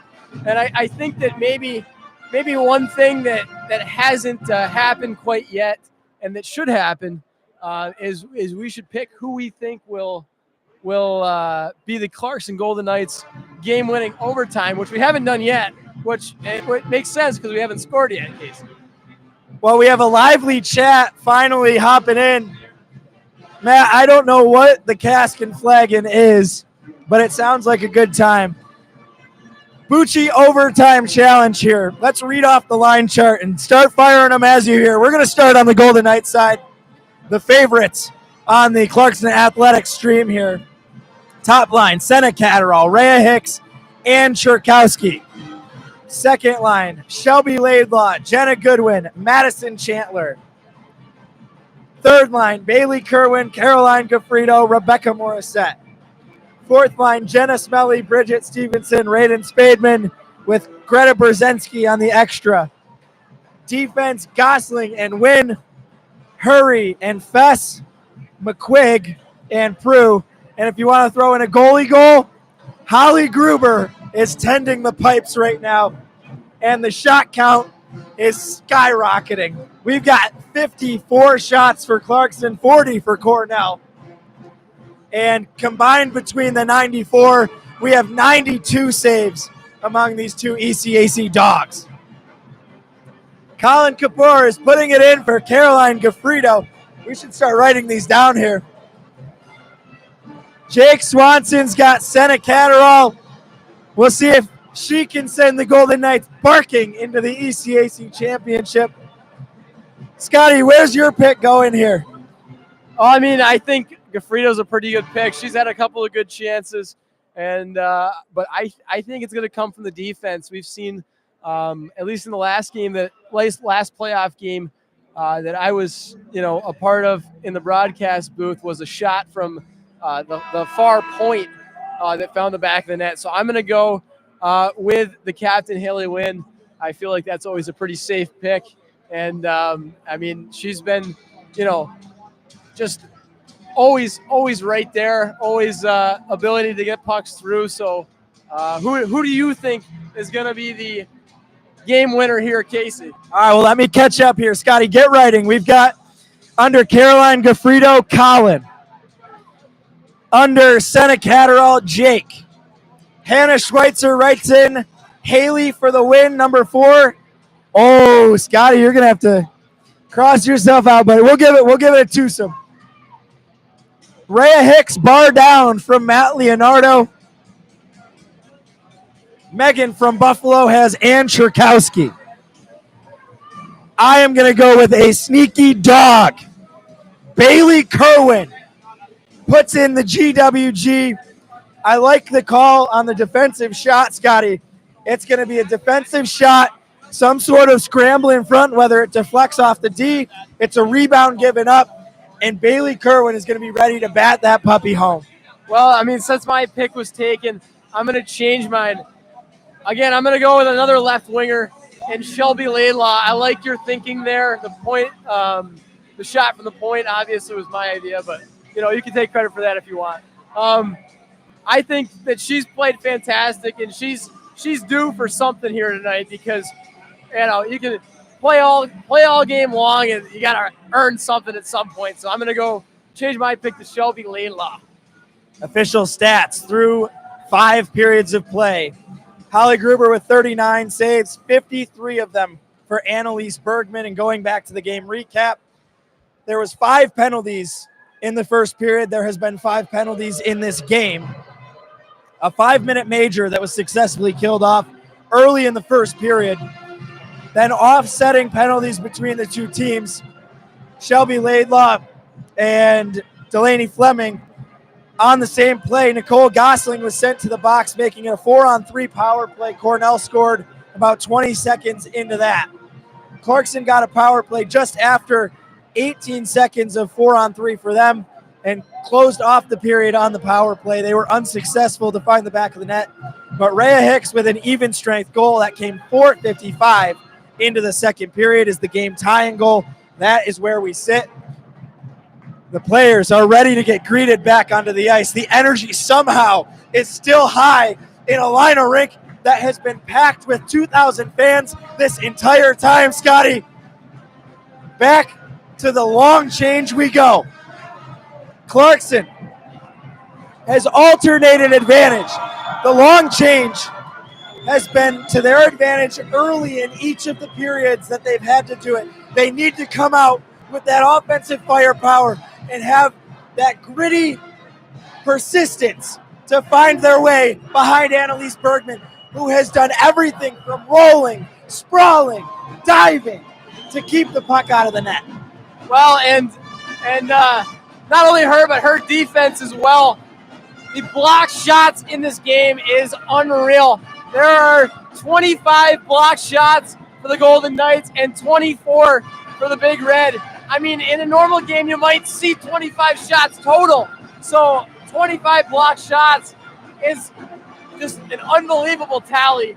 So, again, it'll be whichever team can get, and again, it's going to be Clarkson, whichever team can get behind the defense, behind the goaltender, and finally find the back of the net in this 6th period of play, the 3rd overtime. Well, we live for this. Triple overtime. And whichever team comes home, they got their money's worth this weekend. We're entering what's about to be a 2nd full game played, and we're back underway in triple overtime. Similar to what we've seen, it's the Big Red who win the draw. They send it right on Gruber. She'll cover early. Yeah, again, Gruber is always a very cautious goal. He doesn't play those very much, and at this point in the game, that's exactly what you want. You don't want any risks taken. Defensive zone faceoff. This one swung in, using the body as Gosling. Finds some space, but turned over in the high slot on the exit. Adam, her shot tipped off the side of the net. Now trying to find near side. Gruber just barely able to come across. The puck was loose. There was a gap that could have seen the back of the net. Gets over just in time. Back down the ice. 30 minutes gone in overtime number 3. Fresh change for the Knights, and here's Goodwin jumping on. Had it taken off her. Now Piper Grober ties her up in the right corner. It's Goodwin winning it free. Here's Chet. Scotty's picking Laidlaw. Lost her feet. Kept alive by Fess. Goodwin will wrap it in. Tipped on by Chandler. Here comes Laidlaw. Wrapping it around. Open net. Shot. Score. Oh, he went into the corner. I thought that was in 3 times. My goodness. We'll recap it in a second, but here come the Knights right back at him. Laidlaw faked the shot, got Bergman to jump, went wrap around, stuffed it, puck loose on the goal line, comes free, shot by Fess. Everything except in. We're still underway, and the Knights take it from the defensive end and send it right back in. 90 seconds gone in overtime 3. Here's Cornell walking in, and Delianides taken away by Morissette.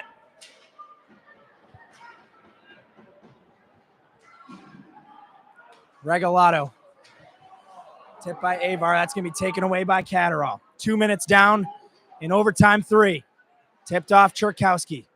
Catterall backhands for Hicks. Held up in the right-hand corner. Glove down by Wynn. Catterall and Churkowski fighting for it. Now pinned in the right corner. 17:45 to go, OT3.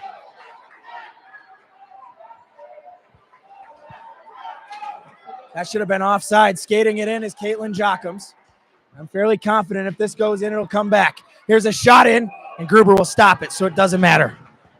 Yep, and just in case there is a situation like this down the road, the rule for that is if it's offside, you can challenge, but if the puck comes back out of the zone, it resets.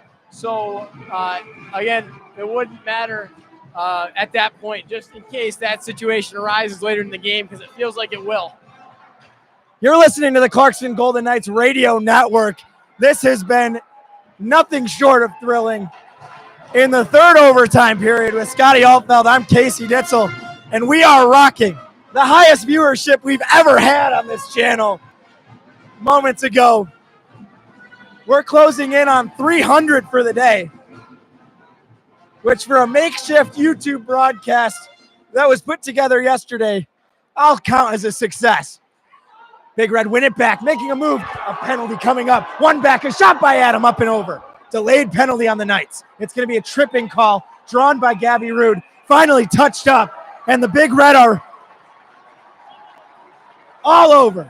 Bouncing, jumping, smacking the glass. The fans are loving it. The Knights are about to be under the most high-pressure situation of their entire season, with their season on the line as Jenna Goodwin smashes her stick on the entry to the penalty box. Well, it's just one of those things that, you can't account for, and it certainly wasn't intentional from Jenna Goodwin. Just unfortunate that, it fell back, but here we still start the Knights penalty kill. Well, Harry, let me tell you, that is something I can promise if the Golden Knights are somehow able to find a penalty kill here. Shot comes in, it went off the post. 17 minutes to go, 3 are gone in the third overtime. It comes up top. Van Gelder will slow it down. Quarterbacking is Grace Dwyer. She'll go to the left. Shot comes in, blocked twice. Right back to Delianides. This one off the stick, high off the glass. That's the advantage of Lina Rink. Higher glass than almost anywhere in the NCAA. Grace Dwyer. High slot to the right side. Chan right back to Dwyer. Left side, Delianides. She scores!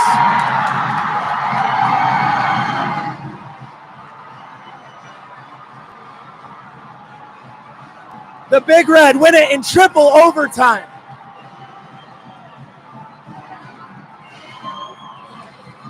We'll wait and see.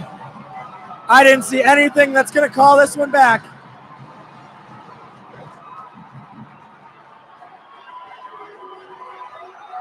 It is Lily Delianides' second power play goal of the game. The first penalty since the first period. The referees have exited the ice. The head referees, I'm assuming, going to double check it's a good goal. Clarkson's bench hanging out. Scotty, this one is just about over. Yep, the only thing maybe was, maybe like a goaltender interference, but I don't see it coming back. I think that's going to be it. They're showing the replay here. Nobody in front of the net. It's a tip that comes from about the low circle. Play is being reviewed. This is going to stand. It is a 2-1 triple overtime victory for the Big Red if it stands. We'll hold our breath with our palms sweating. If the goal is good, Clarkson's season is over.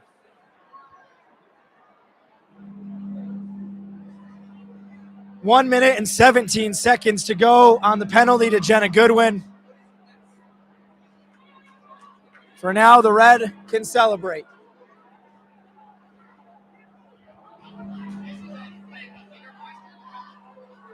The 41st shot of the game against Holly Gruber. Here come the referees. Quick review. Can sense where this one's going. Is it a good goal?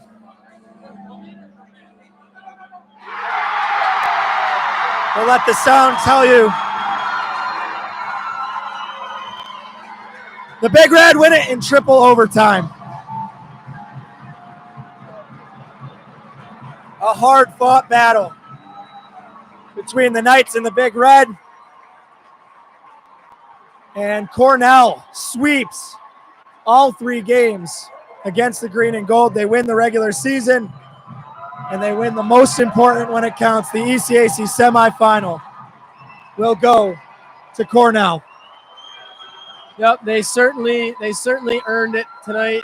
I mean, Clarkson would have earned it had they won. There was no. It is deafening in here. Again, congratulations to Cornell for their win tonight. They will play for the ECAC championship tomorrow. And it was Bergman with the real win for Cornell with a whopping 55 shots saved, or 54 shots saved, only 1 goal allowed in 3 overtimes. 103 minutes and 43 seconds as the Knights will cling to hope. Here's a potential breakdown. As far as I know, Clarkson needed to win the ECAC to advance to keep their season alive. As we look at the NCAA pairwise, Clarkson coming into this game sat number 8. Quinnipiac is 10th. They are out. St. Lawrence is 2.3 pairwise points behind Clarkson. They will play Colgate tonight, which will start about an hour from now. Well, wouldn't if we look at it, so 10 and 11 are auto bids. If Penn State wins and Colgate, Cornell, or St. Lawrence still have a chance of winning the ECACs. And then if one of these teams up top can win, those would be all the auto bids. So I think Clarkson still has a chance at sneaking in that 11th spot, even with the auto bids. It depends on how the rankings go, with strength of schedule being boosted for St. Lawrence. Clarkson's strength of schedule goes farther than that, losing to the number 3 team in the nation. Not only that, but in double overtime. Unfortunately, we will have to hold our breath and wait until Selection Sunday upcoming. Scotty, that, at least for our Golden Knights coverage, does it for the 2024-25 season. And you got to feel for some of these upperclassmen, that is the end of their Golden Knights career. Nicole Gosling and Haley Wynn played their hearts out, played upwards of 40 minutes in this game tonight. And Cherkowski, you could say the same for her. Gosling and Cherkowski coming back, opting not to go to the PWHL after seeing the success, staying for their 5th years. They're going to go, probably all 3 of them, in the top 10 of the PWHL. Bright professional careers upcoming. 5th-year players like Kirsten McQuigg and Andy Prue, senior year, Bailey Kerwin, Jenna Goodwin. They fought their hearts out today in triple overtime. Unfortunately, it comes down to a power play goal. Cornell's power play, just too good to beat tonight. Clarkson able to kill off the 5-minute, but other than that, 2 for 2 on the 2-minute power plays to close out the game. Both of them coming from Lily Delianidis. Yep, and it's it's how it goes sometimes. You just can't win them all. Just it happens, and nobody can take away the performance the Knights put on today. It was certainly hard fought. There wasn't, you can't say they lost because of lack of effort in the third overtime. You can't say they lost because of anything. It was just an unfortunate set of circumstances, and that's the end of it for the Golden Knights. Our wire-to-wire broadcast to close off the season will be tapping out at 4 hours and 15 minutes. No commercials, no stoppages. And if this is it for my Clarkson career, you're in great hands with my predecessor sitting next to me. He held the ship together all the way through, Scotty. The future is going to come from the recruits coming in, and Matt DeRozier and his staff have their work cut out upcoming this summer to try to rebuild with some big-time names on the way out. Well, big-time names on the way out, but you also got, maybe players that didn't get enough playing time or as much playing time that they would have liked to this year that can step up. I mean, you look down the lineup, you see Shelby Laidlaw as a sophomore. She played fantastic tonight. Madison Chandler is a junior. Rhea Hicks is a junior. All those big names are coming back, and it's now that the big dogs are out, it's their turn to be the biggest in the ring. So again, looking forward to next year. I think we'll see a lot of the same success we've seen with the Golden Knights program in the past. It's just remarkable, the consistency of the Golden Knights program. I mean, year after year, top 10 in the nation, and then 3 national championships in recent memory. I mean, it's just, looking forward to next year. It's going to be up to the Golden Knights that are there now, to build this summer and to foster that environment for those recruits to succeed into the next year. So we will again see what happens there and see what happens the next season. Perhaps we might even get to see a little bit more this season if everything can line up and the math works out for the Golden Knights. Again, that'll be still questionable at this point for sure. And it's going to have to be, everything goes right. But for the Golden Knights, it's they gave it everything they could, and it was Bergman coming up big for the Big Red. Just couldn't find that second goal, couldn't get one past her, and you got to give a lot of credit to the team that you play for winning that game, because again they were in the same situation that Clarkson was in that entire game, and it's easy to lose perspective on it, but congratulations to the Big Red for continuing the season in the ECAC Hockey Championships. But again, unfortunate break for the Golden Knights, and they will wait and see what happens next. As we close it off here, scores around the NCAA. Clarkson and Cornell finish in triple overtime. It is a 2-1 final. Cornell will head to the ECAC Tournament Championship. The puck drop for St. Lawrence and Cornell comes up 48 minutes from now. It will be a roughly 8-10 puck drop there. 3-1 the final. Wisconsin beats Minnesota Duluth.